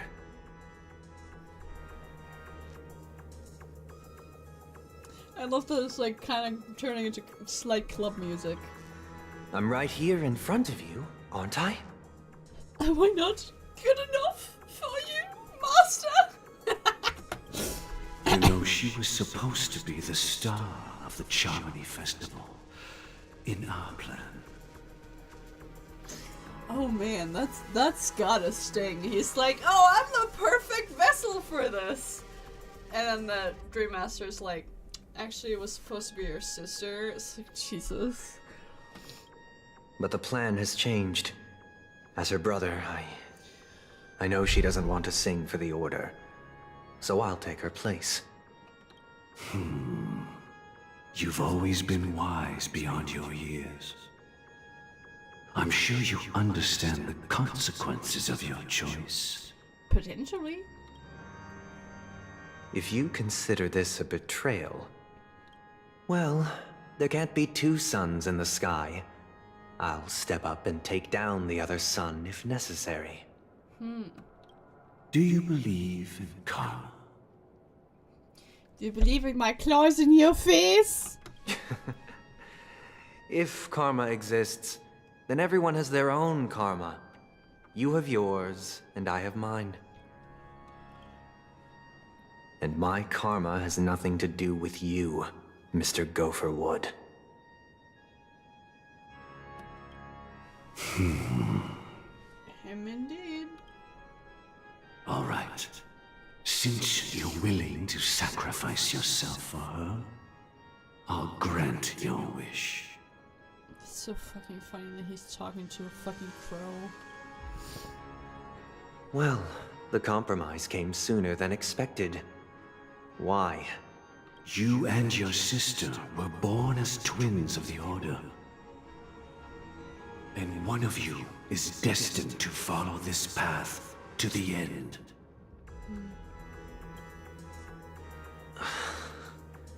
Is this part of your plan? Well? Of course. You're still as clever as you were when you were a child. The opening is near. Go, my child. Seize the power of the harmony. Let's go. I have one final question, Master. Why did you choose to bring the Order to Penacony? Wouldn't it have been better to choose a desperate world instead of a city filled with hope and dreams? Why? It's for justice, my child.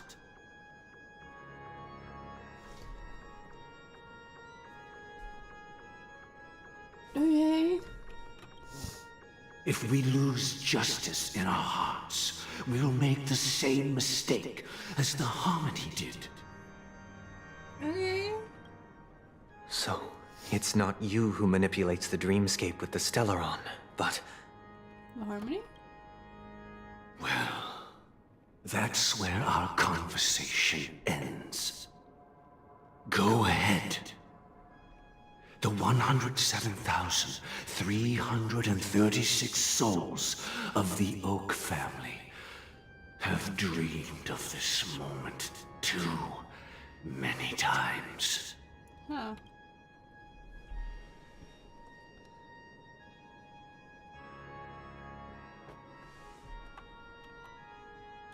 Dead. Okay. That's kind of weird. I shall ascend to the heavens, becoming the scorching sun. Bathed in my light, my people shall flourish, while all evil shall be eradicated. Okay. This is the interior of the Penacony Grand Theater. You don't say. It's quite exhilarating to be flushed into the air by Soulglad. But why is the venue still closed when the Charmony Festival is about to start? Well? And not only that, the entire theater is eerily quiet. No audience, no staff. No one around. That is true. That's kind of weird. Are we too late? Even if we're late, a grand theater like this shouldn't be completely empty. Yeah. Let's explore around. Be careful, everyone. Yeah. Hat. Thanks. Okay. Fascinating. I like that they left out the music, so it is even more eerily quiet. Hello, wall. Punk. Chest. Gosh, the atmosphere here is so creepy and unsettling. Even if there's no audience yet, there should be some staff around. Why is it so silent?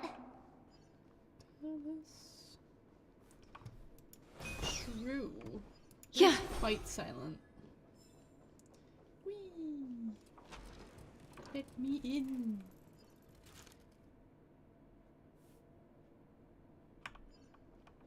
Oh no, the ballerinas are mad at each other.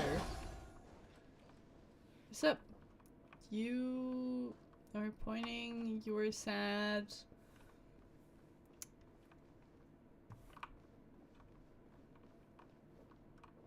I gotta... Sorry, I gotta be annoying again. This is also, another thing I gotta send to my friends.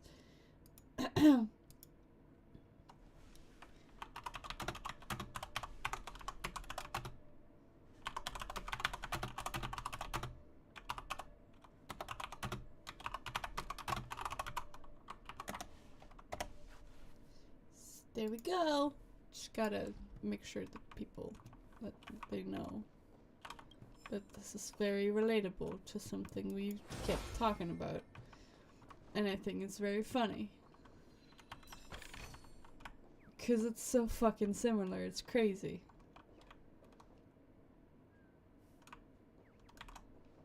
Ballerinas. Where are we going?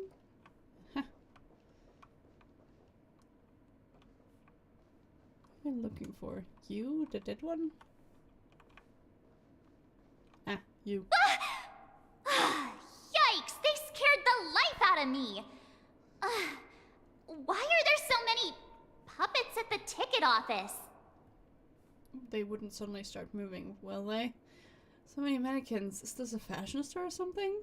March behind you! No, that's mean. They won't start one... They wouldn'tly. They won't suddenly start moving, will they? Stop it! Are these puppets part of the stage setup? Mm-hmm. Even so, it's so eerie that the entire front hall is empty. Alright. Cool. Let's go back. Oh no, judgment! That was not there before. I'm seriously scared they might start moving. Let's just leave, please. Heh. Weird.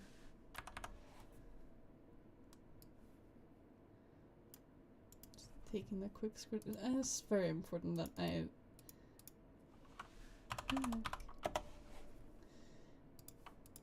You gotta have like a proper conversation about that later when we're talking, but...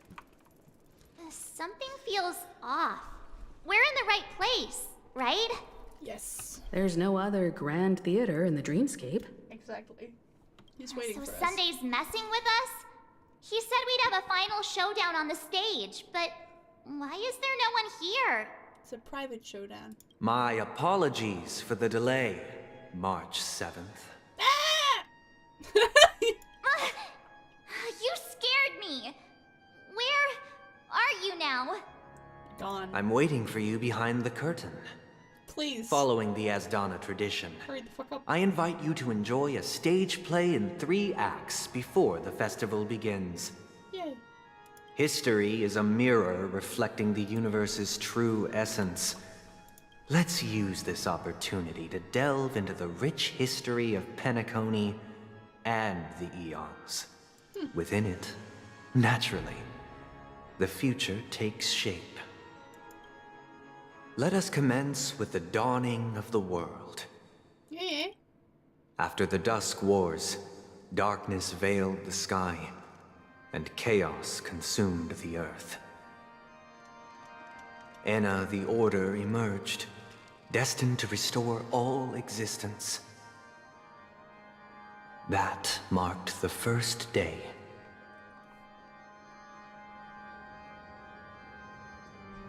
Okay. Fascinating. They gathered nebulae and forged them into picks, thus creating a grand lyre with black and white keys. Strike the white keys, and the sun rose. Strike the black keys, and the moon rose. Stream forth the gleam of old. And so, the cycle of day and night arose. That marked the second day.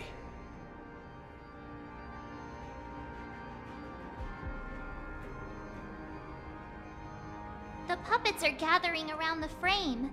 Are they expecting us to enter it? Sure think so. Puppets, mannequins. Go to prisoner. Act 1. Well, where are we now? In hell. The atmosphere here looks similar to Sunday's inner world. Perhaps this so-called stage play is created with his abilities. Fascinating.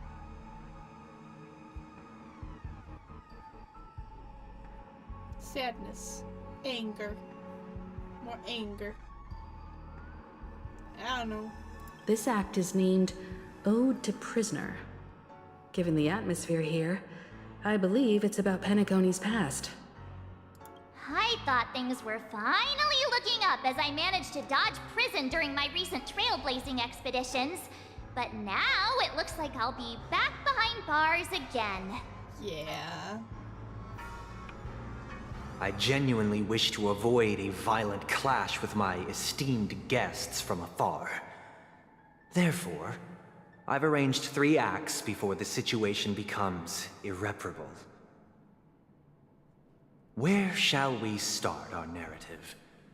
Well, let's start with the time when Penacony was still a frontier prison. Okay. You go do that.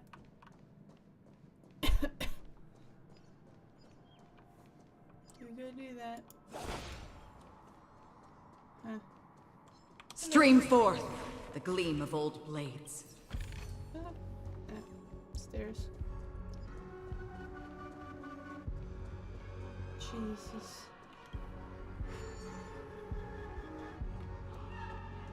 Hello, puppet. Scatter dream bubbles on the map to them being unconnected to puzzles of these cannot form. Spawning.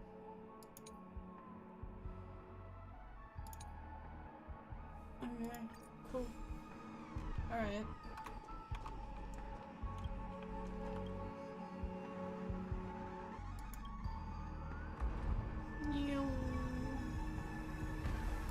Okay.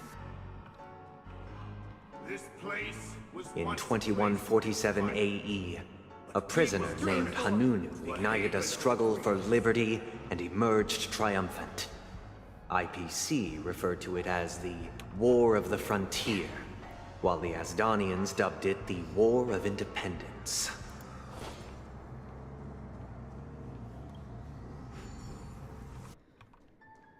Cool. Ah, yeah, I want that chest. Give me chest, and I'll go back. Seek, and you will find. Meep, meep, meep. Whatever you say. Where are we going? I just went there, didn't I? Yeah, I just went there. Hello, yes. Move. That's good. Right. What have you got to say? We've shattered the cages and expelled It's true the that guards. Hanunu was a legendary hero, but it must be acknowledged that while he bestowed freedom upon the prisoners, he didn't grant them true liberation.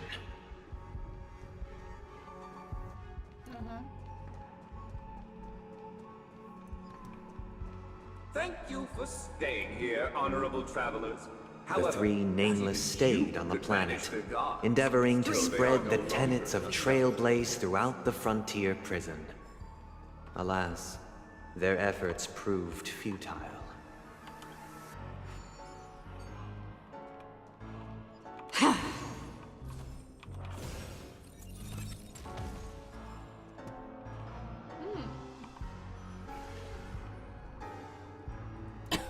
Let's build another prison, not within the Once again, as Dana was engulfed in war, this time the enemies originating from within. The prisoners remained prisoners for the rest of their lives, fighting for freedom rather than living for it. Don't forget to let your friends in on the action. Cool. Anything else you gotta say? Ooh, look at that funky dude. I hope you like this land of freedom on a scorched earth. And you got one claw hand that looks like a shackle and one normal hand with a brutal pipe murder. As you can see, their sentences have long ended, and the IPC guards have long been expelled. Yet, these prisoners remain enslaved, not by external forces, but by the confines of their own minds. Freedom permeates every corner, except fragile souls. It gives solace only to those who believe in its existence. Prisoners, this is my order. Learn the essence of freedom and teach your fellow prisoners to fight for their lives. Okay.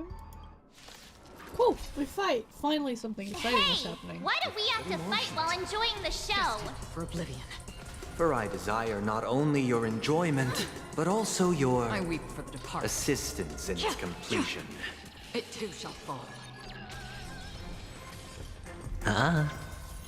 Bust? Or maybe I'll take it all! Ill fate descends. On the still waters of oblivion. Since you're already here, why not have a meal before you leave? Ill tidings manifest. Beneath the waters lies an endless abyss. Destined for oblivion. I weep for the departed. It too shall fall. Drink. John and Justin. No one can restrain you anymore. You are free. Yippee. Thus concludes the first act.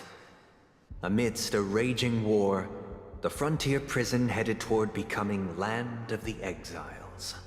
This must be how Penacony was constructed. With the aid of outsiders, the prisoners were finally liberated and established the Land of the Exiles. However, it appears that Sunday aims to convey the spiritual plight of the prisoners more than the physical aspects of imprisonment. This show is a bit too literary for my taste. But the battle part is quite easy to understand. Anyway, we've arrived at the exit. Let's go! These puppets. Where are they guiding us this time? Act 2, baby. Probably. They transmuted streams of stars into inked nibs, creating symbols to be pronounced and counted.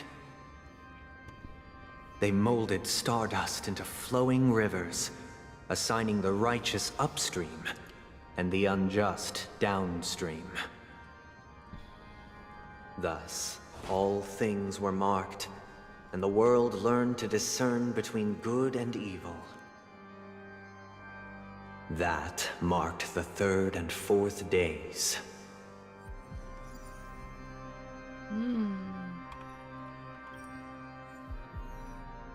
Nice. Oh yeah, so it isn't... interesting. Cool. Yeah. I'm like quietly thinking about like, will I actually finish this entire thing today? Because we are only at everything that rises must converge, but we also still got the sun also rises and on the 8th day. And knowing, wait, 1 second. Not that. This one. This one. Yeah. We need to finish and on the 8th day before we can actually finish that.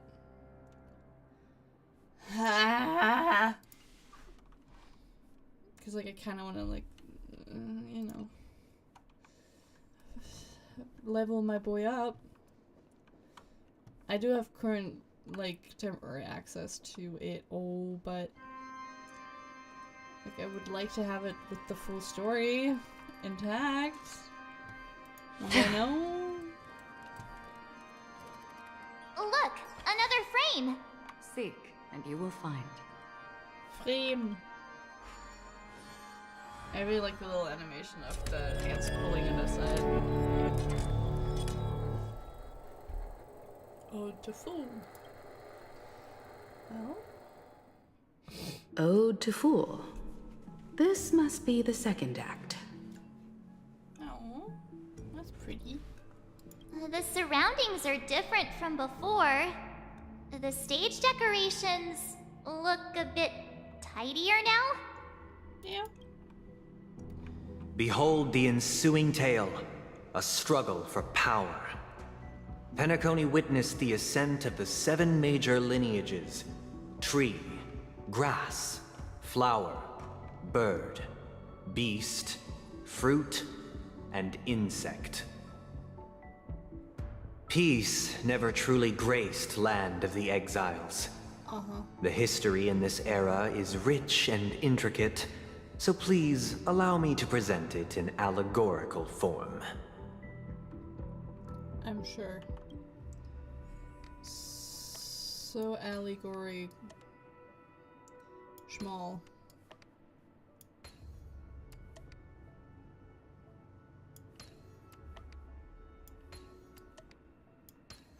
Yeah. Puzzles. I'm so good at puzzles. Cool. Alright. Chest. Don't forget to let your friends in on the action. Welcome to this mansion, dear outsider. Land of the Exiles was in disarray, besieged by both internal and external perils. Though the 7 major lineages appeared united on the surface, each harbored their own ambitions, leading to ceaseless conflict. In and of itself. Accountant! Stream 4. The Black Plum family was the first to fall. They withered away in the White Desert event, orchestrated by the Alfalfa family. Because Master shaped you from... My child, you did not serve the old The Master. leader of the Alfalfa family sought to defect to the IPC, trading freedom for survival.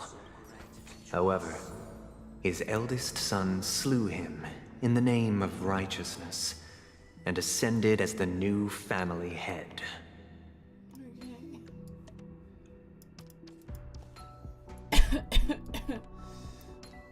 There's so much, like, voices. Perhaps there's more than one right answer. There's so much voices happening. I don't even know how to... so many things happening at the same time.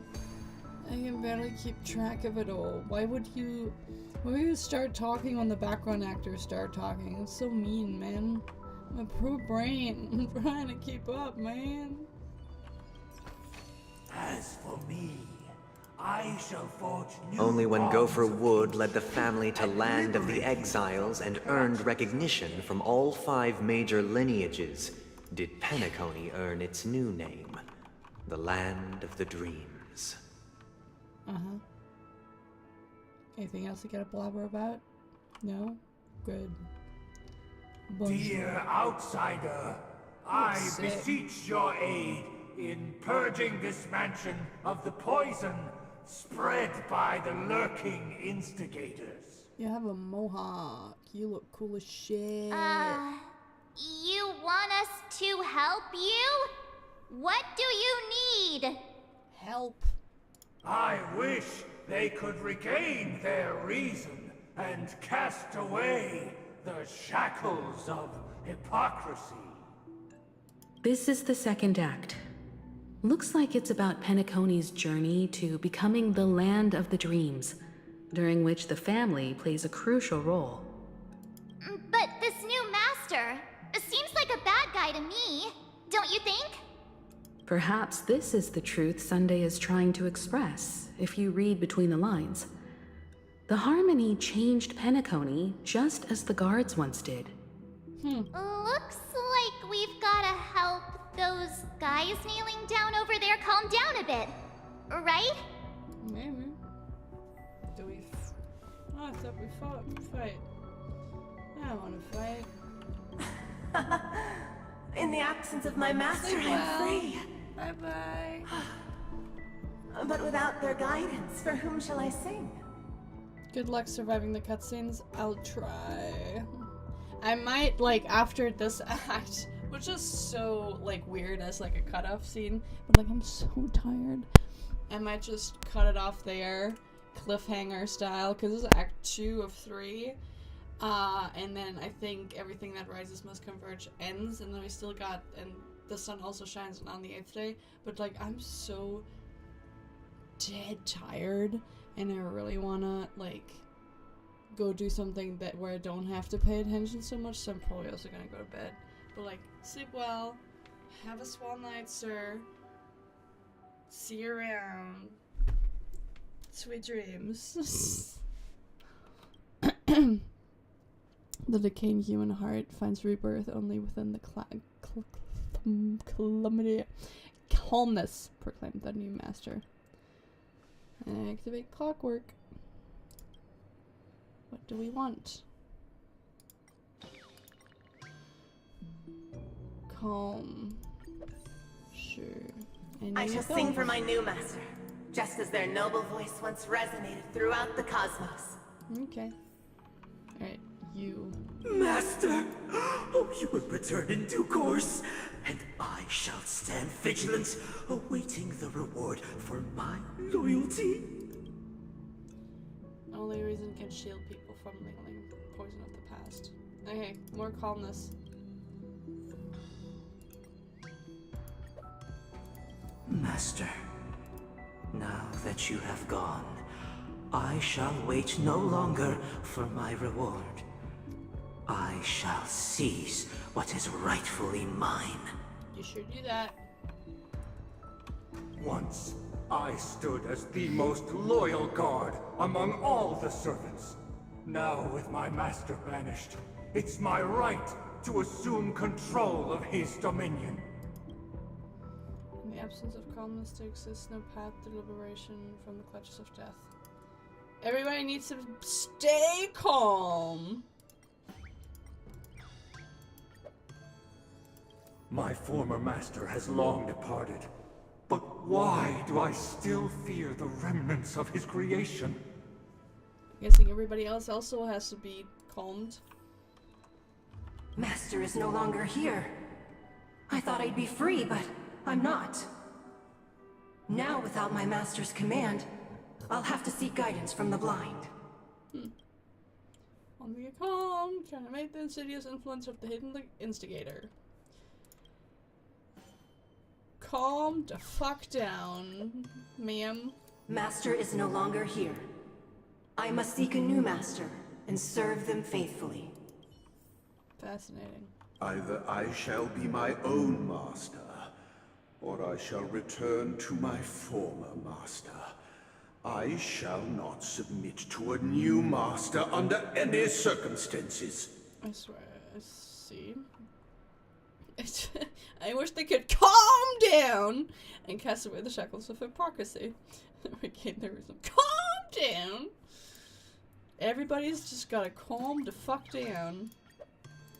Without a master, Who can grant me true freedom? Thank you, dear outsiders. My servants have regained their sanity. Uh-huh. Took another screenshot from my buddies.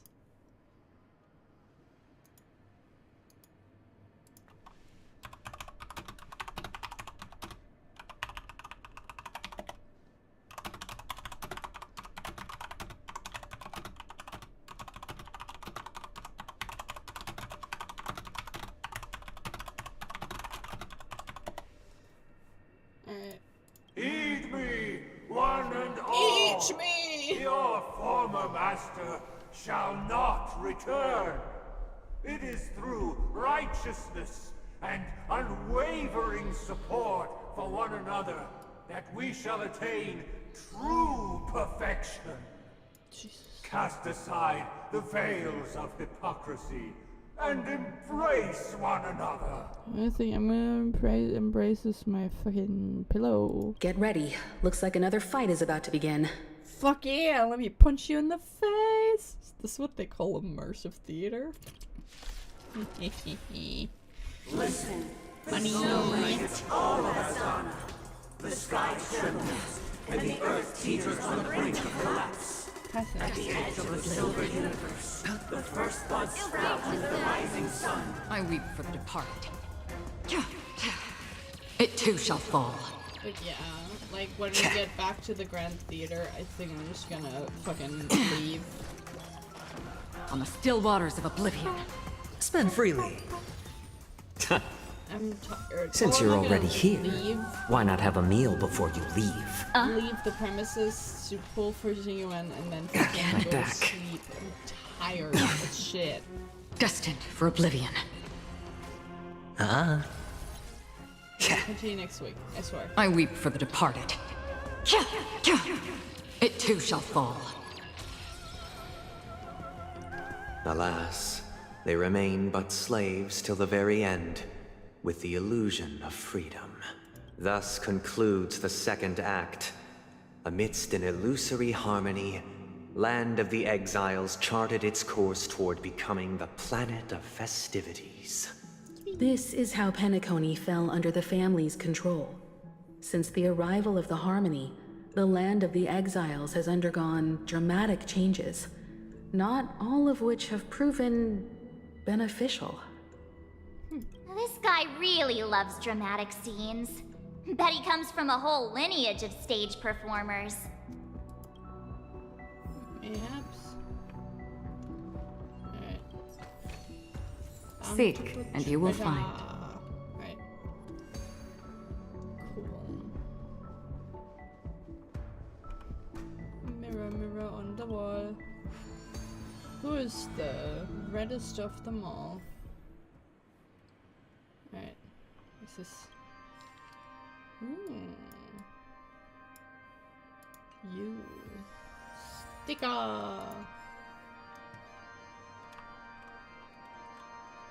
Alright.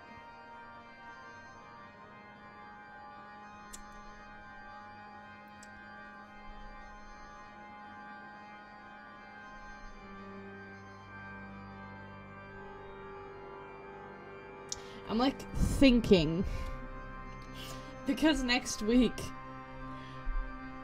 the Tuesday or Thursday, either way, I'll have school on the next day, so I can't go that long. So I'm like, do I like continue this one? Like do the Act 3? I'm gonna like really quickly look ahead at what this thingy like tells us.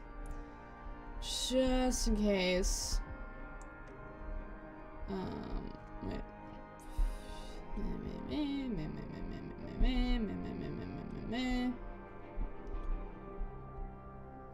Okay.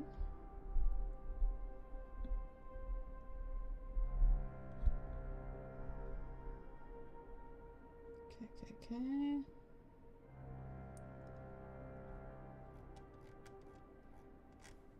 Just checking really quickly.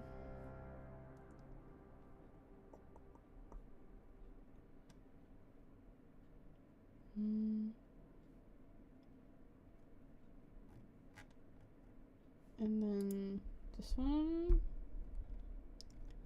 Is it like melee after?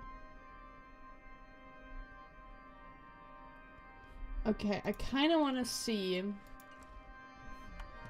this is another instance of me just... They used the planetary rings to establish the law, forging a code of conduct among the masses. Can you shut up for a second? Thank you. If this is another instance of me being like, oh, just another chapter, and then fucking being stuck in an endless loop of fucking, like, forever, whatchamacallits, like, cutscenes, please. No, but like, I think the next one is relatively optional.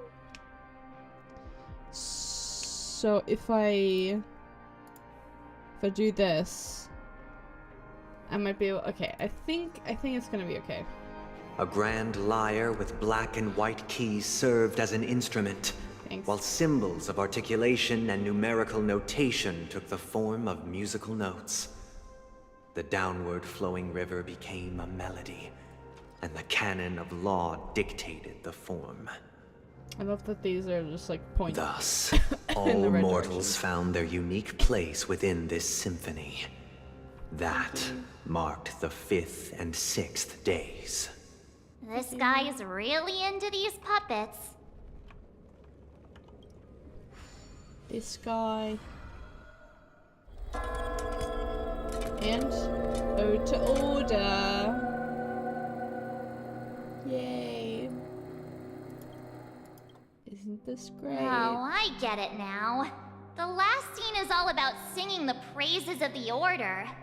With all the instruments in the world. And the atmosphere here is completely different from the previous 2 scenes. This is the concluding act of this play.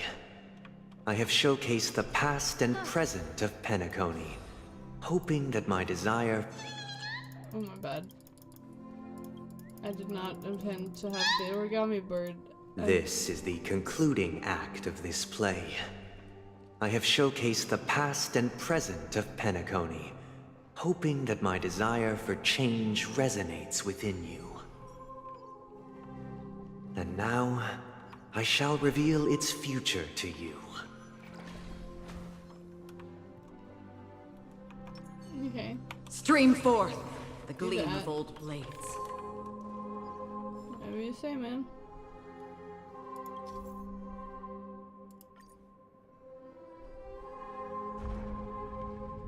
Cool.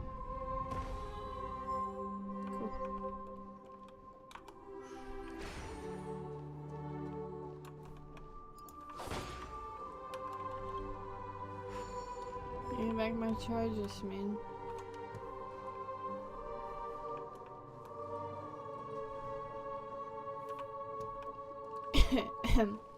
Okay, wrong direction, my bad.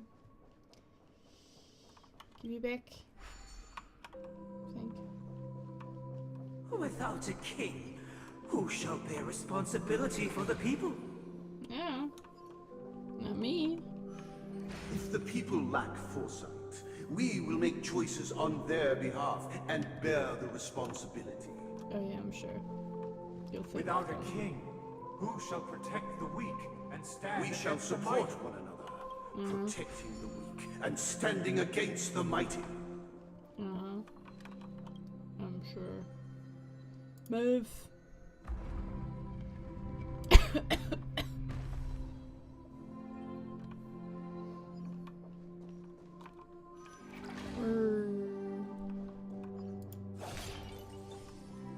Without a king, who shall govern the movement of stars? Before the arrival, The ebb and flow of everything followed its natural course, and so it shall continue even after the king's departure. But after the king's departure, We Don't no forget to longer let your have friends room in on for the a action. king, For You we speak so much. Shut up. So many words being spoken all the time. I want it. Stream forth the gleam of old blades. Forgot all my buttons there for a second. My goodness. Okay.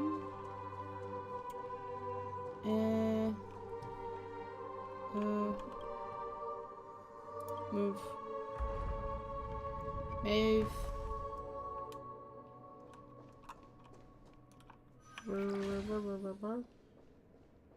No, wait. No. Wrong direction. That's where I need to go. Yep. Move.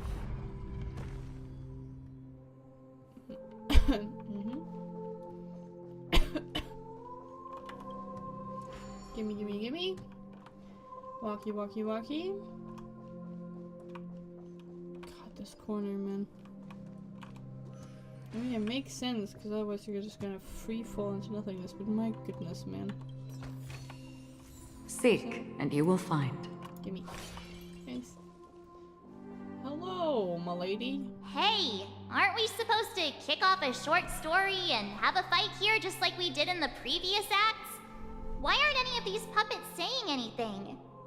They've been beaten into submissions and silence? Perhaps we'll need to complete the story ourselves, just like we did before. So, do you think their mind needs tinkering or something? No, I'm gonna check him. That's really cool. You've got like bowstrings for a face, and your legs, thighs, and glorious butt cheeks. Oh. Based on the experience from Act 2, it seems you'll need to employ the clockwork once again to personally bring these performances to fruition.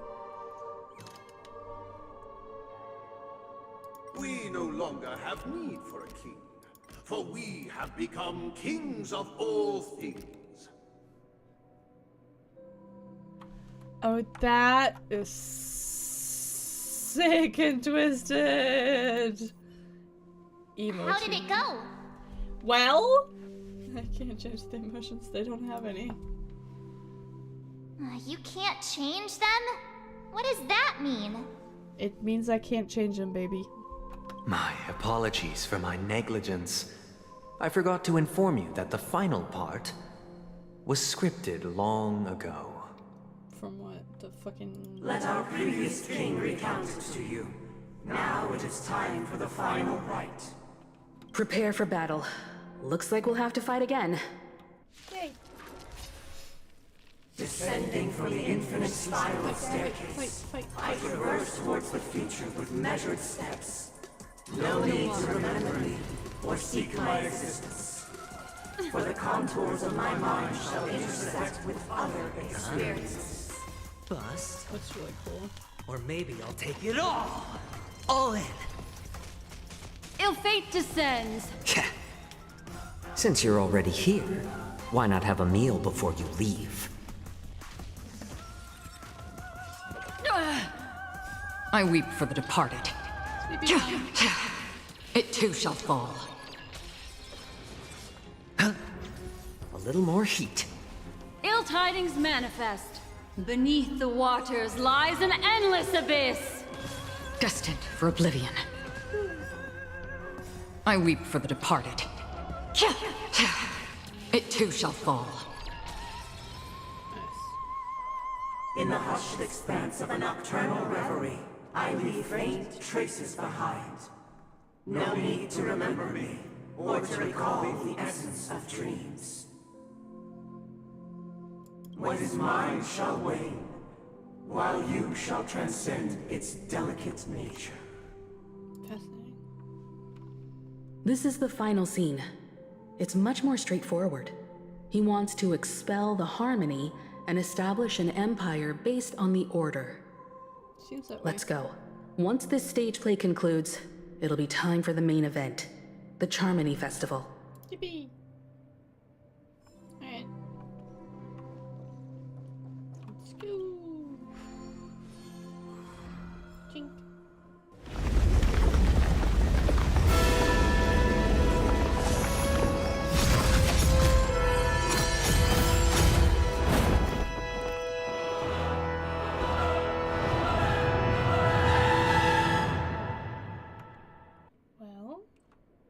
system. They imbued the world with meaning, perfecting all things in the heavens and on earth. Then, they rested from the labors of creation. Yet, all beings cried out to Enna. Under the banner of the Order, you have defined all things in the cosmos. But this made us realize that we are but puppets in your hands. Thus, on that day, all beings united and cast the Eon into the abyss of oblivion. This Grand Theater looks totally different. Is this the power of the Order? Everyone, get ready. This could be a tough battle. Alright. Sticky! Where are we going? Where are you going? There we going. Whee.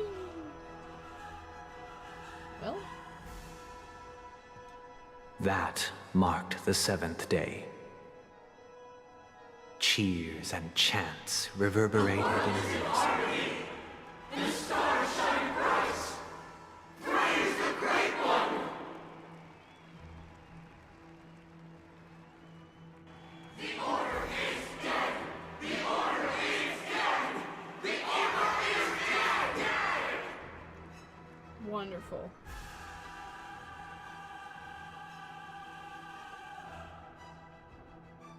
Okay. Look, there he is. Hello. That concludes everything related to the Order. What are your reflections on this, my dear guests? Let's to repeat the wonderful words of Caitlin Kierman. Shut up and fight me. Nevertheless, this is but a trivial blip in the annals of galactic history. What truly matters is the course this river shall take in the days to come. You've arrived at the perfect moment. The Charmony Festival is about to commence, and it would be a shame if you were absent for the Harmony's prologue. Allow me to extend my warmest welcome once more.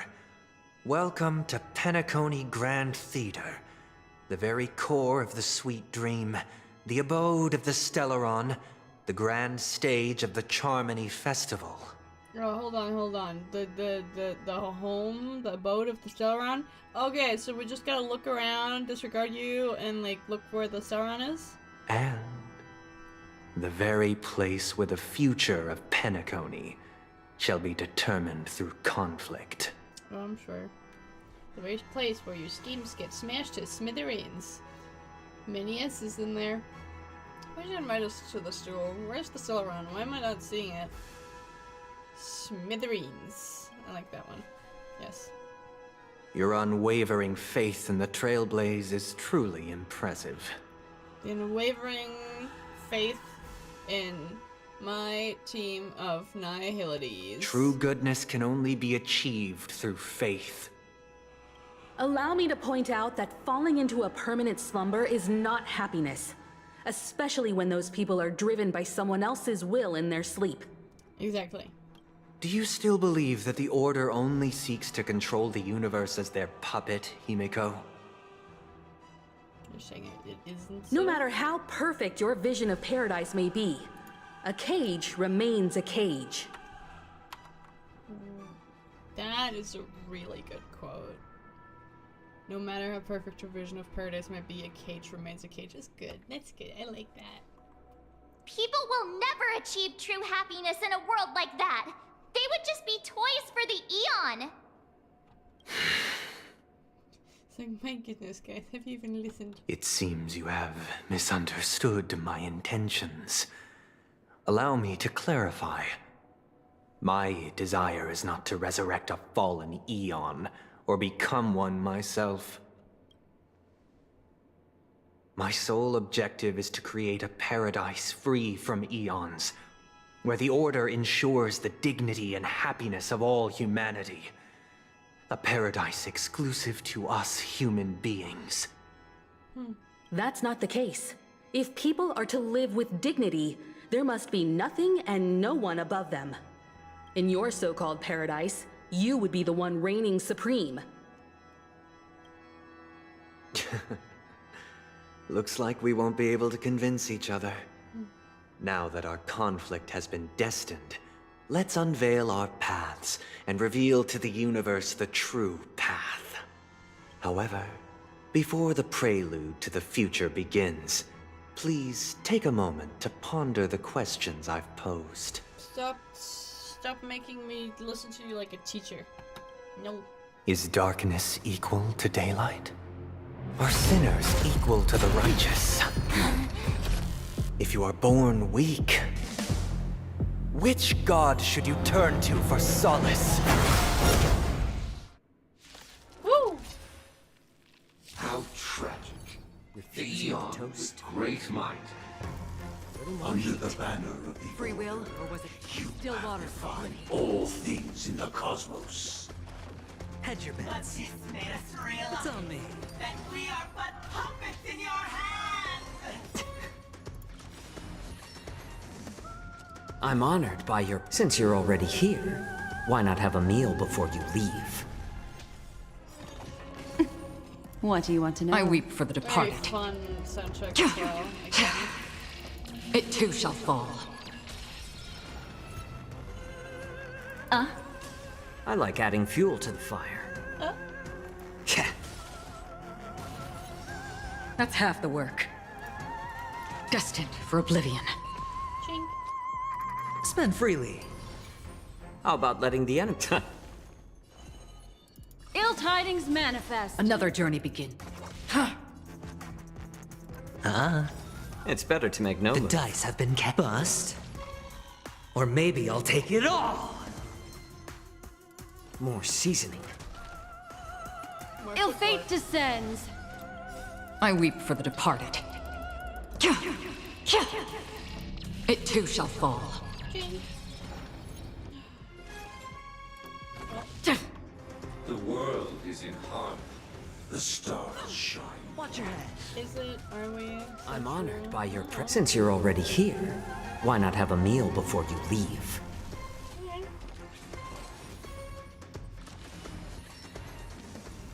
Sure, I'll play along. Shoo-doo-doo.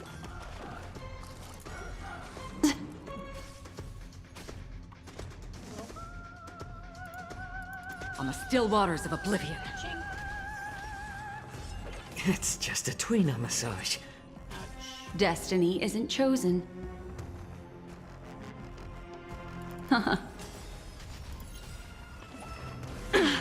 All in. Memories are beneath the waters lies an endless abyss. My back. I weep for the departed. That's funny. It too shall fall. Again? I hit the mark. It's on me. Sorry, little buddy. How about letting the enemy strike first? Dang me. Free will, or was it destined for oblivion? Free will, or was it destined for oblivion, baby? Who knows?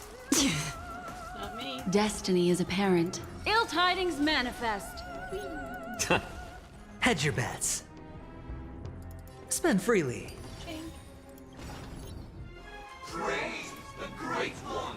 No, don't praise him. The dice have been cast. You Bust. Or maybe I'll take it all. imaginary. Let's Watch your head. I weep for the departed. fight me, fight me, fight me, fight me. It too shall fall. Die. I already know your decision. I now permit you to gaze into the sun. On these 107,336 stones, the almighty and powerful strings of harmony are at my disposal. Supreme Tuner, harmonious choir, Dominicus! Oh? Oh, lost souls, come and meet your master! The embodiment of the harmony?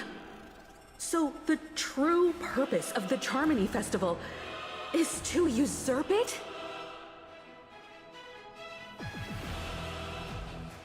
Yeah. Another journey begins. On the still waters of oblivion, I guide the wandering souls. Going all in. Tabs on me.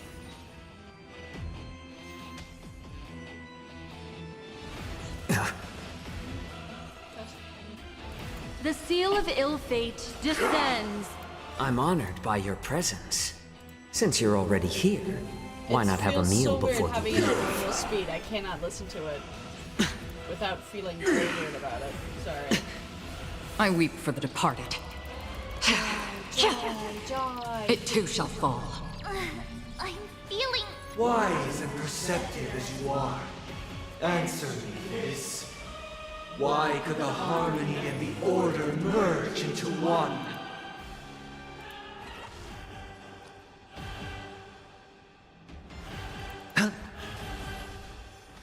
Why is everybody silent? The noise is fading. Watch your head. Wasn't that bad. Ill fate descends. It's better to make no Memories are beneath the waters lies an endless abyss. How noisy. more seasoning. Disorderly noise. Again, I weep for the departed. It too shall fall. The time has come. Creation will be reborn from the remains of the gods. Dan Heng?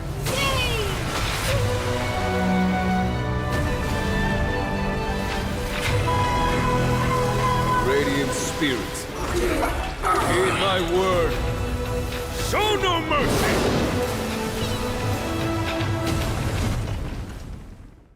Yay! Both of them are here. How lovely. Wake up! Wake up! No. Hey, wake up! The sun's frying your butt! My ass? Are you alright? Can you hear me? Do you remember your name? Your mother. I don't remember your... Why does that line sound so familiar? Didn't I shoot the sun out of the sky? Kind of. It was General Jing Yuan who helped us shoot it down. Yay. In any case, since you remember what happened just now, well, that's put my mind at ease. Yay. What happened while I was out? It's a long story. Simply put, Don Hung used the Jade Abacus of Allying Oath when we were in the middle of a fierce battle, and summoned the General to help us just in time. I would say I was winning that. And then we returned to reality. Look, this is your room. Everyone else has also returned from the dreamscape. Himeko and the rest are at the lobby discussing matters with the General. And now that you're awake, we should tell the crew that you're alright. Come with me. Okay. Not going to come chat with me, sleepyhead. That voice. Is that Black Swan? I'm not gonna talk to wifey. I am gonna end this episode here. It's great that we get the option to. Yay! So I'm gonna do that. So we're ending that here, so I can use the genuine and Baby Little Nice screenshot that I took as the next thumbnail, and Sir Sunday, the machine god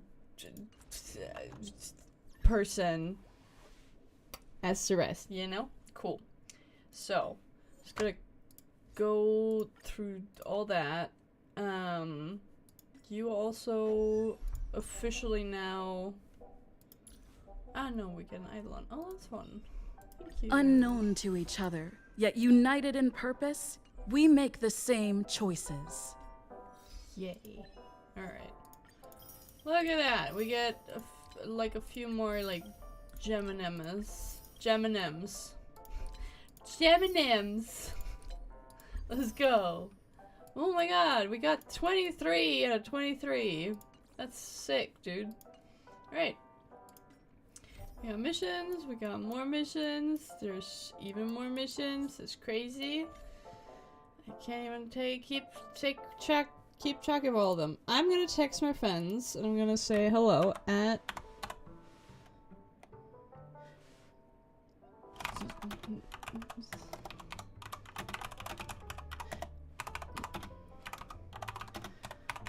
pose on stream if you wanna come watch. I'm gonna wait for his answer for him to at least read it because he loves watching that. I'm gonna write it down just in case for later and in case he doesn't read it. We are in stream at 1 minute at 2:57. Yeah, 2:57 makes sense. Okay. We can go look at the stickers that we got until Evan may potentially tell me about what he wants. Ooh, another square. Yay. Alright. You oh I get fun. Hey. New sticker. Oh, I got a hat. I get a hat. I love that. Sweet. Also get anything else? Do I have more? Ooh, sweet.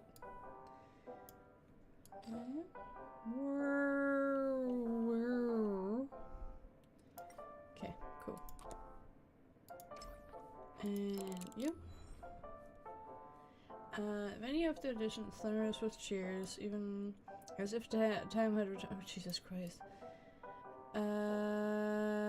Thunder took the area when the City of Dreams was first born. All of the souls just chased after dreams. It was the best of times, and it was the forest of times. It was paradise where everybody would be happy, and it was a wilderness where only the strongest could survive. So many questions, and no many. My brain can't handle that. I'm sorry. Okay. Can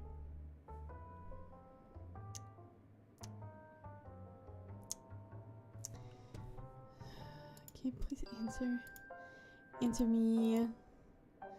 Answer me. Wait.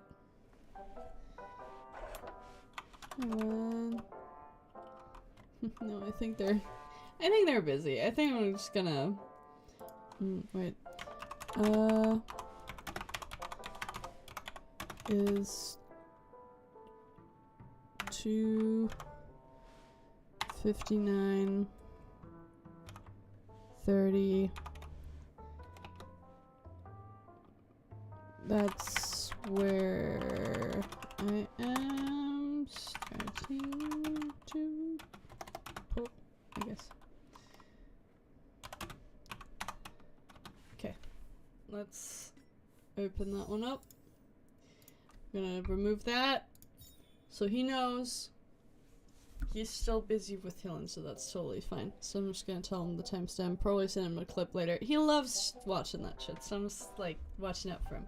But we can, I think, get the last two to make 80 because I like my even numbers. Well, kind of even. Sort of even numbers.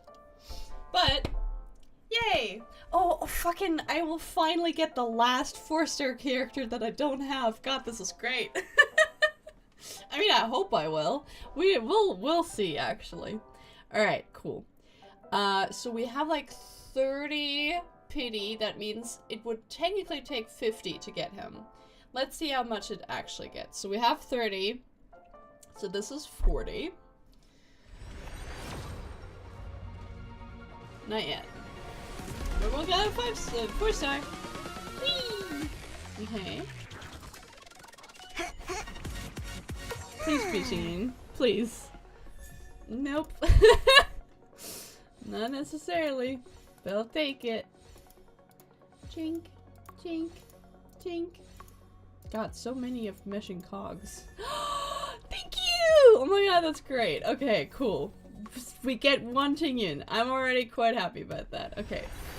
50.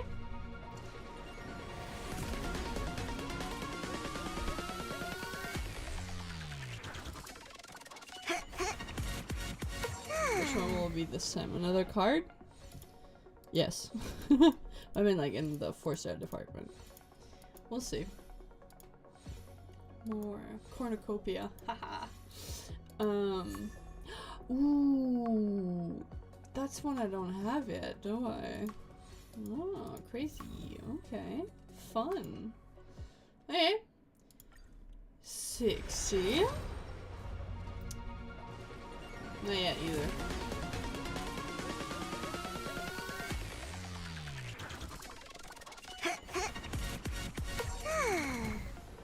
Okay.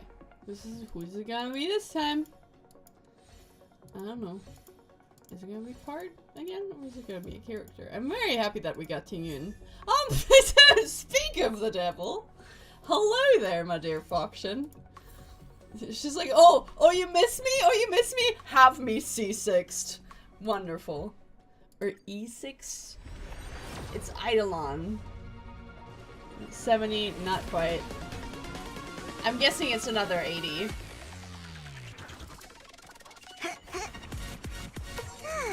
Please, another Tingyun. I would love another Tingyun, actually. That would be so comical. I was so happy to get her as... No, well, okay. We get him. That's also good. Mr. Little Puppy Dog Man. Alright, okay. This one. Potentially. Will be the one. Oh my god. Yes. Yes. This is the one.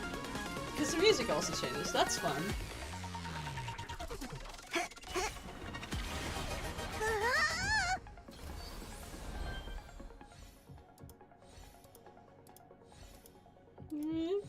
I'm scared. Nope. Not the one I wanted. But lesbians, I guess. Okay. I think that's the first. Is this the first?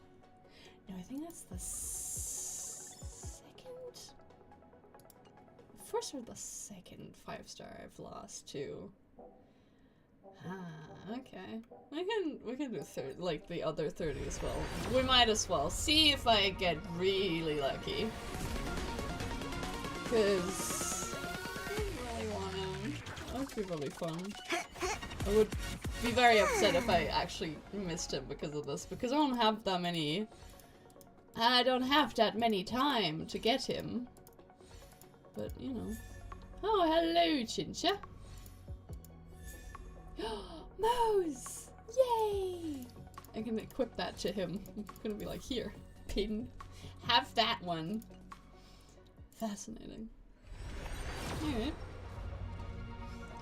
We can probably tickle out maybe like another few singles out of like the starlight thing that we get, like this embers. We can see what we can get. Hello. At some point I'm just gonna get like a 20 of that, because like he's probably gonna be like full at some point, isn't he? Pachonk. Alright. You still give me one Eidolon. Okay. Oh, Tanner. Again, I don't think it's gonna happen, but you know. Closer to destiny, I suppose. I think it was like Hard Pity Clara as well. It's crazy, man. Hard Pity Clara. Christ, man. Hello.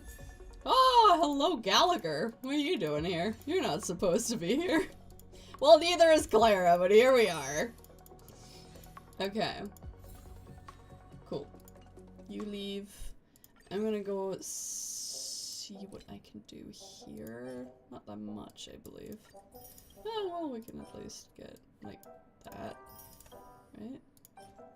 But, yeah, said all of them, man. I also want these, because they're kind of important for leveling characters and shit. Oh, yeah. Looks good. Nope, that's not the one. Get another 10 pull, not that it's gonna do anything, but it's another 10 pull. Nope. Guess we're gonna have to see how far we get next time. Next week.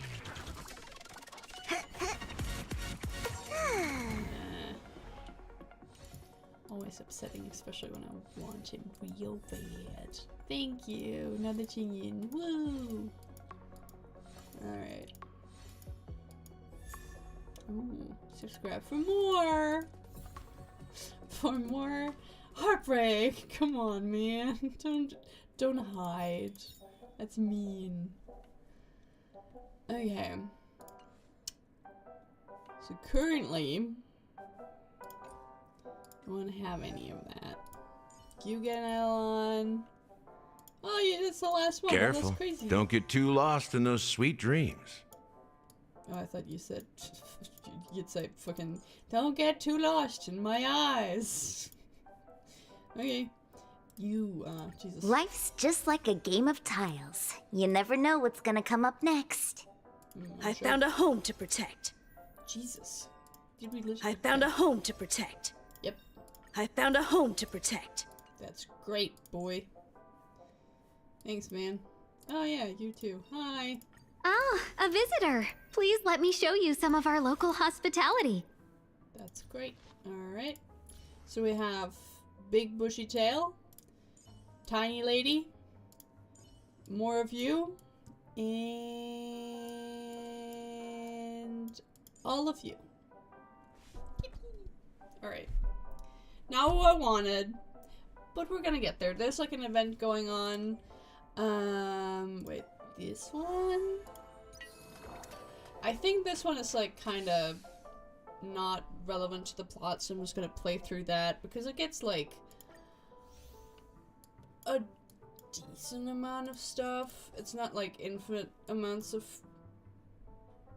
cash money bag, but we'll get there. It'll get us at least like another 10 pull, I think. I'm gonna like really quickly check because I did not count whatsoever how many we just pulled, but like the next one I will definitely get. We have like 20 more days. We'll be fine. We just no, I didn't even update yet. Okay, I'll count later and then I'll calculate out how much I need and how long it's gonna take me. We're gonna get him. Just you wait. He's not escaping me. I swear to God, he isn't. But I think that concludes today's stream. I'm gonna probably I'll try to hang out. I wanted to like cook lunch. Sorry, dinner. It is dinner time. It's not dinner time. It's bedtime technically. I'll think on it. I don't know if I'll like cook today or cook tomorrow or don't cook at all. I don't know. Fucking bedtime maybe. I'll see you guys tomorrow for Stardew Valley. I'll see you guys next week again, I think. This is all the streams for this week. Next week we have a Genshin event to do and a yeah, the rest of this. Hopefully the rest of this. Crossing my fingers. But okay, until then, I'm just gonna go leave. I'm gonna leave you guys to it. Evan isn't streaming tonight, which is unfortunate. But he's gonna stream tomorrow, so you should check him out. I have his link like in the Discord, which you can find in the description. He's pretty cool. I'm pretty cool.